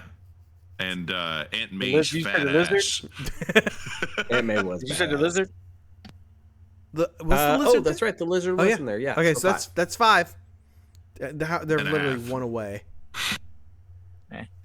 Should have just thrown somebody else in there. Well, hold on. Venom was in the end credit scene, so technically there were 6. Only in the sense that now he's aware that Spider-Man exists and he wants to murder him for some reason. I don't even know if they're going to be doing that, in all honesty. It seems more like they're going to do the team up. Yeah, probably. Well, Well, it's all like they depends because- hinted at the Krolls and never did that. Right?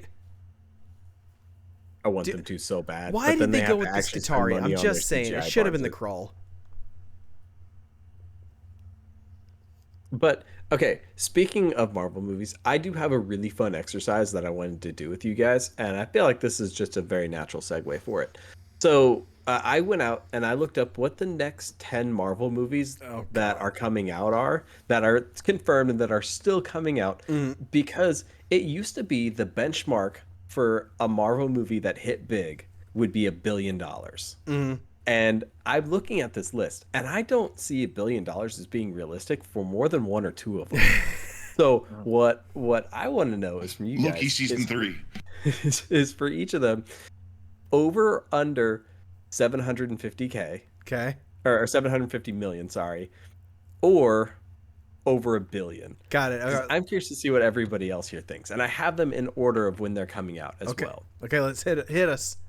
So the first one is Deadpool and Wolverine. over $1 billion. Over $2 billion. I don't think it's going to make $1 billion, but it should. It's going to. How much money they're throwing at advertising wise, definitely. Yeah, it's going to get money. That's for sure. I just hope they don't marvel it. In all honesty, I really hope they don't. No, it's gonna be over. It's gonna be over $1 billion, just for the simple fact it's roughly the end of the chapter of Fox's Deadpool. You have Hugh Jackman coming back. The countless cameos are gonna have in it. They haven't done bad. Again, if you look at the trailer, yeah, but the problem is Feige said that he can't build a snowman. Oh my god! But that's just the running joke of it. I mean, I don't think without going too much into it, to answer Hunter's question, yes, it's going to be over 2 million. We just got to wait and see on that part. But I really feel that it's going to be over. See, I think it is going to be over 750 million, under $1 billion on it. Yeah, see, that's where I'm thinking it's going to sit. Rated R. Exactly. I think it'll get good, but it's not going to get like all the numbers. Yeah. And that's really. But I also feel like there's going to be parents that go there and they're going to do the same thing. It was rated R. Okay, it's too late. You're in the movie. You got the tickets. Good. Maybe. Okay. All right. What's the next one? Next one up: Captain America: Brave New World. Under. I don't think it's going to be under 750. Yeah, I think it's under 750. I agree wholeheartedly with the way that a lot of the Captain America stuff is done recently. Like hell with the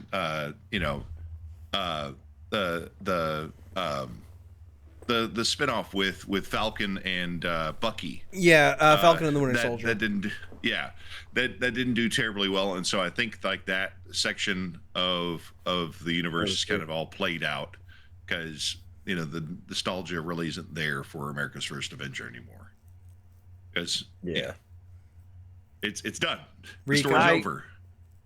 I think there's a possibility, and I'm kind of an optimist, that it's going to be over 750. Only because, again, they're bringing Harrison Ford now as General Ross. There are hints about him possibly being the Red Hulk in this. So, and officially, they only released a trailer once. I think it was called Cinecon, I think. So I think I just got to see another trailer to see, but I have hopes it's going to be over 750. Okay. Yeah, it's one that I feel like should go above that number because it by all means they have everything they need to make a really fun story and one that should be super engaging and cool. But also we still have people pissed off on the internet that Captain America is black. So that's true. I feel like that one's got a really hard road ahead of it for no good reason. If it's good, then it's not going to be like a blockbuster the first week, but it'll be a slow burn into that was. I can see that. I can see that. Well, how much do you guys know of it? I know we want to go to other lists because the way the storyline goes right now is could be Baron Zemo coming back or whatever, but from what was explained about what happens is that the Falcon meets the General, well, now President Ross, because he became the president now.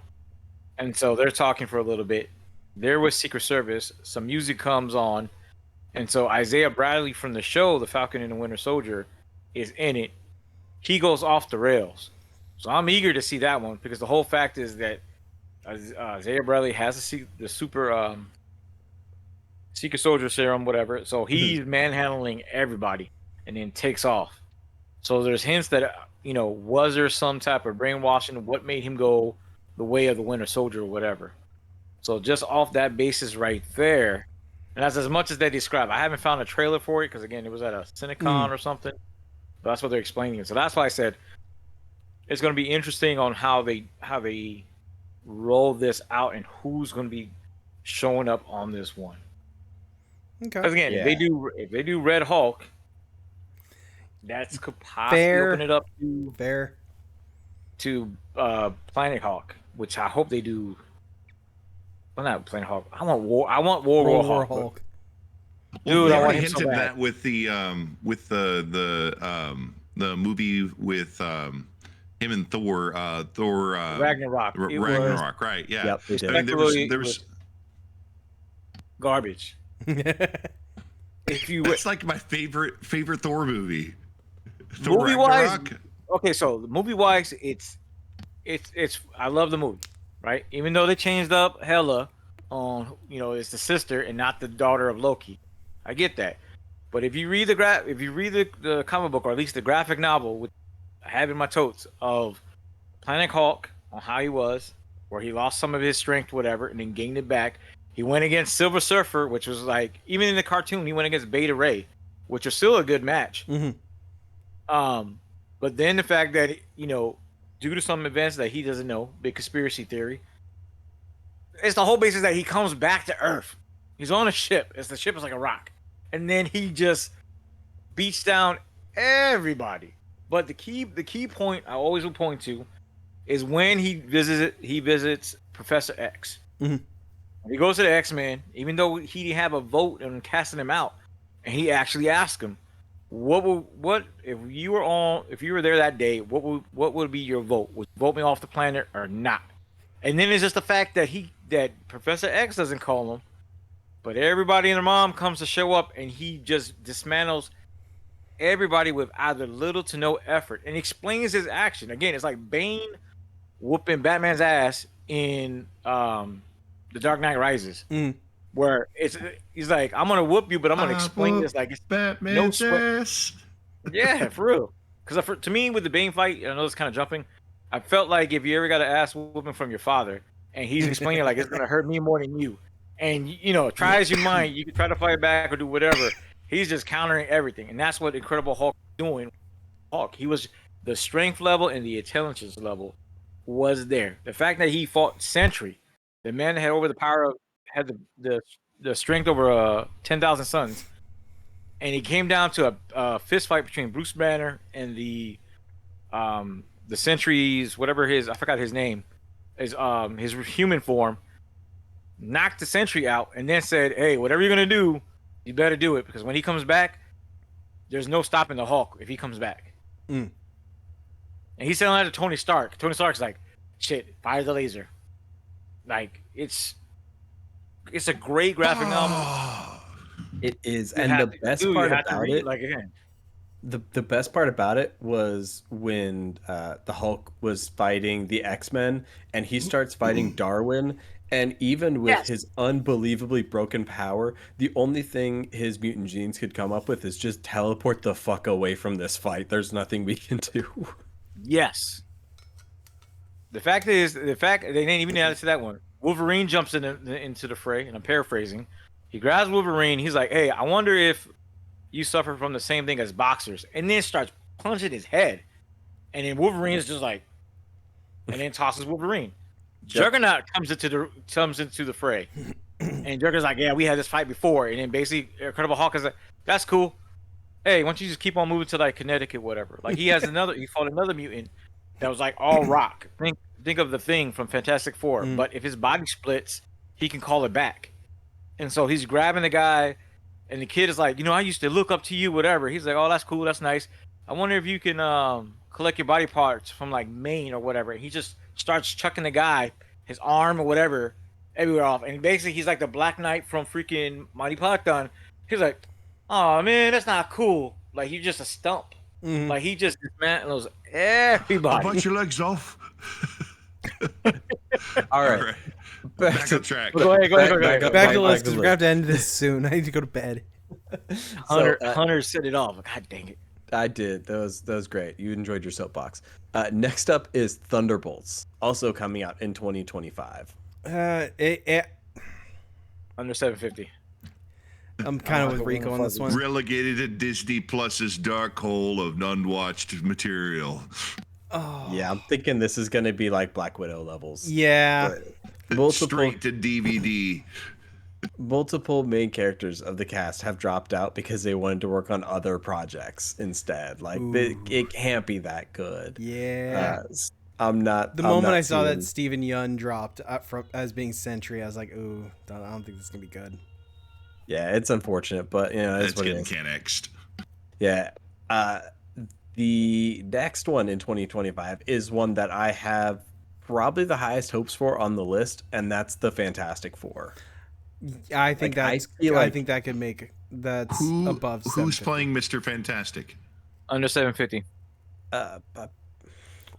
Pedro Pascal. The Mandalorian. Pedro Pascal. Who? Yes. Pedro Pascal.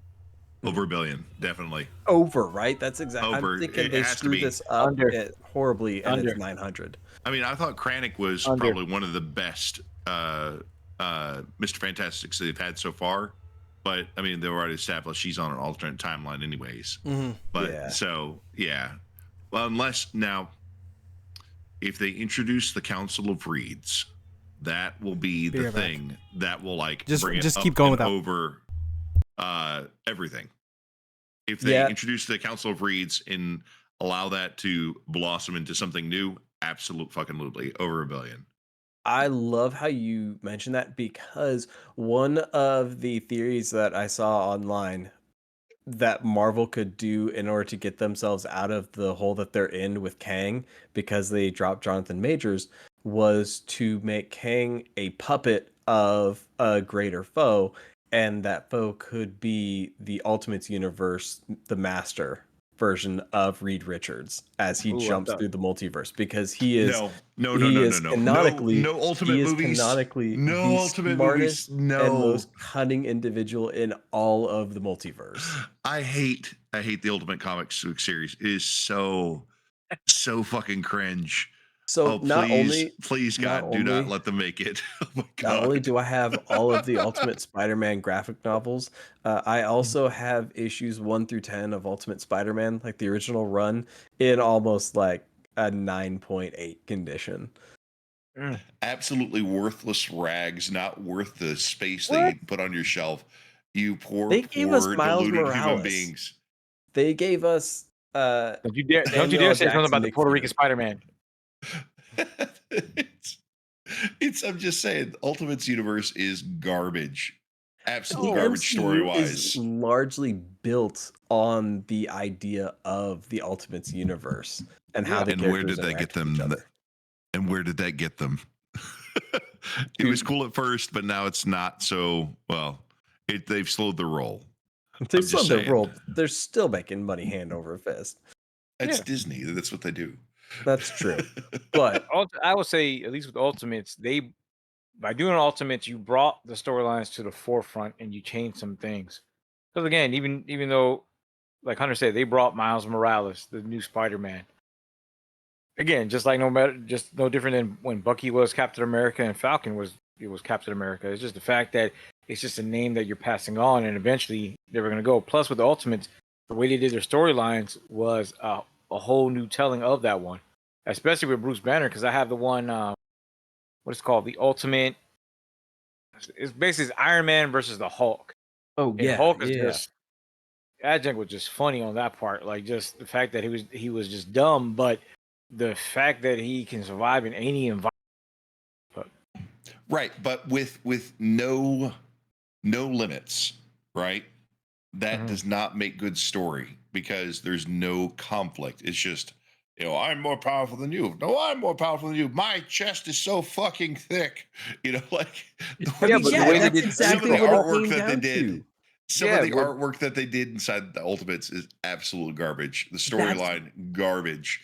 That's garbage what made comic. It so great, though. It fucking was garbage. it was so bad, It and was it was so so shit. over the top, and it was Mhm. so absolutely ridiculous because it was every storyline and every idea that people had that they wanted to do in the Marvel universe that they were always told no because there was the canon that they had to protect. They had to protect their Yep. property. It's like we're gonna give you your own sandbox universe. Do whatever silly shit you want, like Magneto flipping the Earth upside down so he could basically Thanos it up on Earth and kill half the population. Mhm. Like It's it like was how are people still alive at this point in the Ultimates universe? It's like at this point, it's like the storyline is, yeah, my mom died, and so I became a superhero. But like that's everybody. Everybody becomes Bruce Wayne, and they have these massive amounts. It's just it makes zero sense, and I hate it because of that. okay. Man, this spun into so many fun conversations. But Rico, why do you think this isn't going to make much?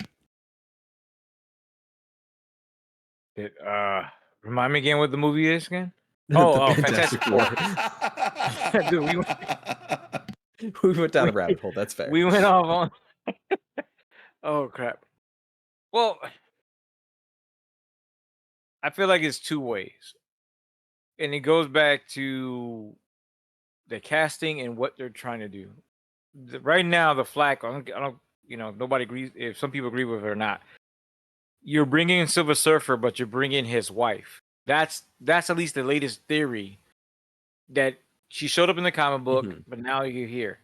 And so, for those who are I keep saying it for the majority of anything that goes lore, the majority stakeholders are those fans that have been part of it from the get go. So if this is done as a way to be, I don't know, a way to promote some type of diversity, or even as far as being considered to be what is it called, pandering, or whatever, it's not going to do good. And then the question comes in is how does it come out?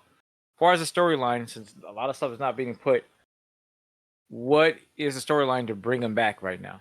I mean, even Comics Explained put out a video that basically saying like have it to where they were part of the multiverse. They got after the events of either Thanos or Loki, they got trapped, and now they're coming out of this, and they're hired by the TVA or whatever to help try to put the lines back together. Similar to the TVA reaching out to Deadpool saying, "Hey, we need your help." Um, and even though they Yeah, have Pedro Pascal, they got the guy that played the dude from Stranger Things, the dude that plays the Metallica music. Joseph Quinn. Yeah, they got him. I think he's playing the Thing. I forgot who's playing the No, he's playing Flash. the Human Torch. He's playing who's playing the Thing. The Thing is the cousin from the Bear. He Yeah. also Okay. played Yeah. So you got, the tech dude from the and then Punisher season. the wife is going to be. I know she's a British person, but either way, I would say right now, without knowing the full story where they're going to go, and you're seeing a female version of Silver Surfer, even though she's in the comic book. I don't think right now, without knowing the story, if it's going to go past 750. Vanessa Kirby is I the could, actress. I could be wrong, and it could be one of those things like Captain Marvel. People hated it, but it still made over $1 billion because it was one of those things of watch it because it's supposed to connect between. Because when it came out, I think it was the connection between Infinity and Endgame Mm-hmm. on that one. So again, people are already in the whole thing of I gotta watch this movie, it's MCU, and therefore you got money. They earned high marks of money. I think over $1 billion. But if you ask certain people, the storyline wasn't there. So to me, that would be the same thing. If the story's Yeah, not going, you're gonna get it because people support the actors. But as far as quality, like you're adamant about the Ultimate line, it's not gonna be there. yeah. I think this one, almost no matter what, is going to make an unreasonable amount of money just because it is the Fantastic Four and it's the most Right. consistent franchise outside of like the MCU banner for Marvel. And also like it has a really fun cast. It's supposed to be set in the 60s. And so I don't know if like they go out and they get trapped in like the negative zone or something, and then they make their way back, and that's how they explain the time. Dude, they're gonna have the flying car. They have to have the flying car. I really hope so. But I'm very much looking forward to that. The next one on the list coming out after Fantastic Four is the fourth movie in 2025 for Marvel, which is Blade, the second rated R film. Yeah. It's gonna be R. It is going to be R, yes. Over 750, but not a billion. I'm gonna say billion. It's Blade. Fuck it. Everybody loves Blade. Vampires. I'm gonna say they make a cameo. I'm gonna say it's gonna be a billion. If there's no other, if there's nothing else decent out in the theaters at the time, yeah. Well, that plus, I mean, you have Marshall Ali. Like he's been in. I mean, again, he was the guy Cottonmouth from Cage. He has numerous other movies under his belt. The Wire. But was he? No, he wasn't in The Wire. When was he in The Wire? Am I thinking of a different? He was in a crime show though, wasn't he? You racist. Fuck off! I'm not racist. I honestly, maybe I am thinking Idris Elba. Fuck. I think he may have been in True Detective. Maybe I'm not too sure. That's it. I was thinking of True Detective. He was in season 3 of True Detective. He was the main character. So at least from all the stuff I've seen him in, there's not a bad product that he's part of. Like as far as his acting and everything else has been on point. So between him and then depending on how the script is, they fix the things that he was saying. And I really feel like if Wesley Snipes gives him his blessing, which I not say he needs to have it, it's gonna go there because everybody again, Blade is a level that people have. It's not gonna be the same as Wesley Snipes, but I mean, it's there's better than nostalgia there. Yeah, on that one. It better have a bump in techno soundtrack. That's all I'm saying. You guys are so much more optimistic than I am. I think it's going to be way under 750. What? It's rated R and it's a Blade film. Like it's an awesome character. I love Blade, but like there's nothing for younger audiences to connect to, even if they can go see the movie and their parents will let them or somebody will let them in, right? Like other than the fact that it has the Marvel banner, I don't see much that's gonna draw in a ton of money for the movie, but it's gonna be dope. But I mean, consider the fact that Blade is one of the premier black superheroes out there who in the original canon is black, and so you're not gonna have any concerns about pandering because of the fact that they're staying true to the. I mean, I would only say under 750 if they made Blade white. I'm just saying. I'm not touching that one. But I mean, but again, Glenn has a point with a lot of. To me, a lot of these movies are going to depend on a couple of things. Like Nico, to your point, nostalgia for the character and what they have. The other one is going to be what Glenn said, depending on who the character. Because again, I'll be honest with you, Pedro Pascal, he's Hispanic. More likely, I'm going to watch Fantastic Four, depending on how it goes. I mean, you're going to support that. But again, to Glenn's point, you got Marshall Ali. He's a great actor. He's black. Guaranteed that's going to be right there, especially since there's nothing coming out with Black Panther in a while. So again, that support is there. And again, if the script is great, even if it's good, if it's great, it's the rewatchability of that one. I mean, hell, So Titanic was re-released. Marvel's and Black Vote, essentially, is what it is. Yeah. Yeah. And I mean, don't get me. I mean, and I don't It's a real necessarily thing, man. knock it because again, when Miles Morales came out, I was like, hey, we got a Puerto Rican Spider-Man. I was like, yeah, woohoo! We finally came up, even though there's other characters that are Puerto Rican or at least Hispanic, but the fact that we got Spider-Man, I was like, cool. So, hey, here's a quick question: was Sunspot, was he Puerto Rican in the original X-Men? I always thought he was Japanese for some reason. I believe think he's he was Japanese. Asian. I think he was Asian or at least Japanese in the comic book. In the X-Men '97, he's Brazilian. Oh, it's Brazilian. All right. Yeah. All right, all continue right. the list. Next up after Blade is Shang-Chi 2. Under. Yeah, I'll watch I it. think But it's under. Like under. I think Under it's going to be under 750, and it's 2. only going to be most of that revenue is going to be coming from China. Yeah, I think it's going to be like a 500 Yes, or that's what happened 600 the first million movie, but like the action is going to be so good in it. And they Oh, yeah. almost landed the first one. They were so close. Just don't do the big CG battle at the Yes. end and make it that more intimate, like martial arts film that the rest of the film had set up. And it Make was it what Iron so Fist should have close. been. Yeah, it was so close, and they dropped the Fucking ball get at the RZA end to there. do it. So like, I really wanted to do well because I love the first film so much. Dude, I But, wanted Iron yeah. Fist to do well, but look what they did with that. They made him a little bitch. He was the 1, 2, 3 you know- kid. So with that one, I'll 2 points with the Iron Fist. I don't know if you guys were paying attention. Supposedly, the guy who played Iron Fist, he's coming back. Play Iron Hopefully Fist. they fix his character. Well, and make him supposedly wear they the fixed the fucking character, costume. and then initially I thought he had an attitude that he didn't want to do the choreography, but it came out later on that it wasn't him. Is that when they cast him too fast, and they didn't give him enough time. Yeah, I to remember. rehearse I remember everything. hearing that. Did So- he ever mention as to why he never wore the mask? No, I'll have to look that one up on that one. And I don't know if that's more or less earning, but I do understand the whining in this because it kind of sounded like Anakin in the Phantom Menace at one Mhm. point. You're just a big man child, and it's like, I get it. Your past is your past. It You kind of got, made sense for Trent's not here. season 1. It did not make sense for season 2 or Defenders. I Yeah. don't like sand. It's coarse. But, It gets in everything. But I think we're saying Riveting dialogue.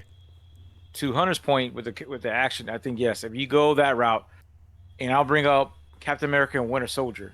The reason why that junk was good, it was in your face action, like the whole part when he first meets Winter Soldier and they're going back and forth, whatever. Then the knives come out. It's like that's the type of action you need from some of those films. If they do it that way, then it works. I mean, again, I like Shang-Chi. It just depends on who's going to come out in this movie, though. But so right now, I say Yeah. under 750. Yeah, which sucks. I really hope it does well, but I don't Yeah. see it. How many we next got up, left? we only have 4 left. But also Okay. the guy that stops the podcast just walked away, so we got to wait for him Yeah. anyway. We'll keep it going. The next up is Spider-Man 4. The first solo actual Spider-Man movie. People don't know who he is. He gets the real costume now. He's not Mhm. Tony Stark's little budget superhero. Right. Who is he facing? Iconic villain or I don't know if they've announced it yet. I honestly Wow. have not heard much, if anything, about this film. I I just think- know it's the last one before the next Avengers film.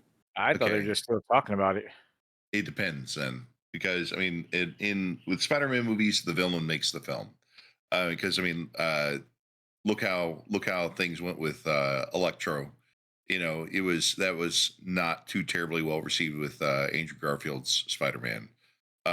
However, you know, whenever it came down to Spawn showing up, everybody, or not Spawn. Sorry. Racist right there. Everybody looks the same. No, not Spawn. The goo. Venom, thank you.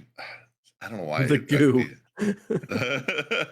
Whenever the goo showed up, Venom showed up. That was like one of the biggest Spider-Mans ever, right?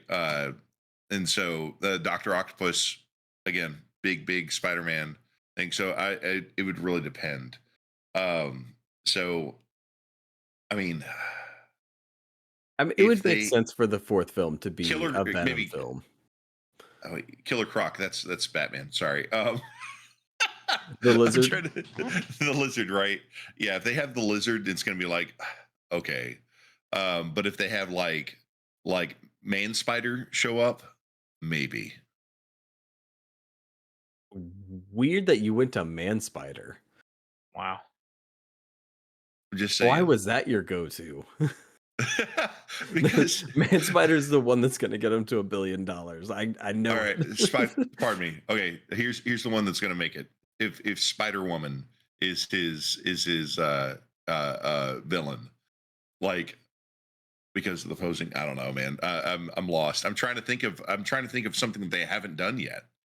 Yeah, it- there really like, isn't much that like feels like a big villain for him. Like I feel like that it makes sense logically for it to be they've Venom. done Mysterio. Yeah, I mean it has to be Venom. No, Mysterio's dead. I guess they could. I guess they could finally bring in like a terrifying version of the Rhino. Like that would be a good grounded. But they've already first done the opponent. Rhino. They briefly did the Rhino at the very last second of Amazing Spider-Man 2. They actually had Rhino, but I don't know if it was Andrew Garfield's Rhino or It a was different Rhino. Andrew Garfield's Rhino. Yeah. So he had the mechanical suit, Yeah. but there was a version, I think from Tom Holland's universe, and I think they cut it where they meet a scientist dude, and he takes something, and his skin starts to change. I don't think it was. I Okay. think it was real, but I think they cut it, and that was supposed to be the version of Rhino. So I think they can go. I think they could go the route of Across the Spider-Verse, because I don't think if the villain of Holes was there, but you get like a B-list villain, one that's maybe obscure, give him an update, and then cast him in it and see what happens. Kraven the Hunter? Depends. Are you talking about the one that's coming out? Yeah. Well, that's what I'm saying. Is if they have Kraven as the villain, maybe. Yeah, that would be cool for the black suit. But yeah, also Sony's version of Kraven the Hunter, when we're probably not even going to get to see Spider-Man in the film. I'm really not sure how they can redeem that character. Tombstone then? No. Oh, you could do Mr. Negative. I know they did it with the Insomniac game, but man, he's such a fun villain. Like it'd still be okay. Well, the actor actually, I believe the actor actually has voiced that he would like to play Mr. Negative in the game. I mean, in the movie. Yeah, if they bring him out to the forefront, and that could open up ways to bring. If they do it, I don't know if they're gonna. That could possibly bring the way if they went that route to bringing Miles Morales to the MCU, as far as live action. Yeah. Or route. I mean, you could always go with Spider-Man #1 with Chameleon. You could. Yeah. Good. I mean, if they want to like hype it up, that would be the only other one that I can think of. Because the issue is that you got to have a villain that's going to be over the top good. That's with William Dafoe. I never agreed on his suit, but to give him William credit. William Dafoe is a great actor. It's like William Dafoe's character, the way he played Harry Osborn, even with the dude who played Doc Ock.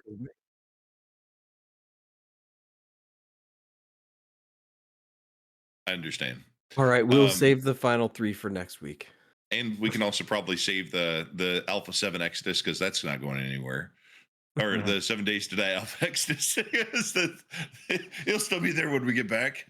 Anyways. If you guys can you guys do me, hold on real quick. Can you do me a favor? Oh yeah, close it out, then I'll let you guys know beforehand. After.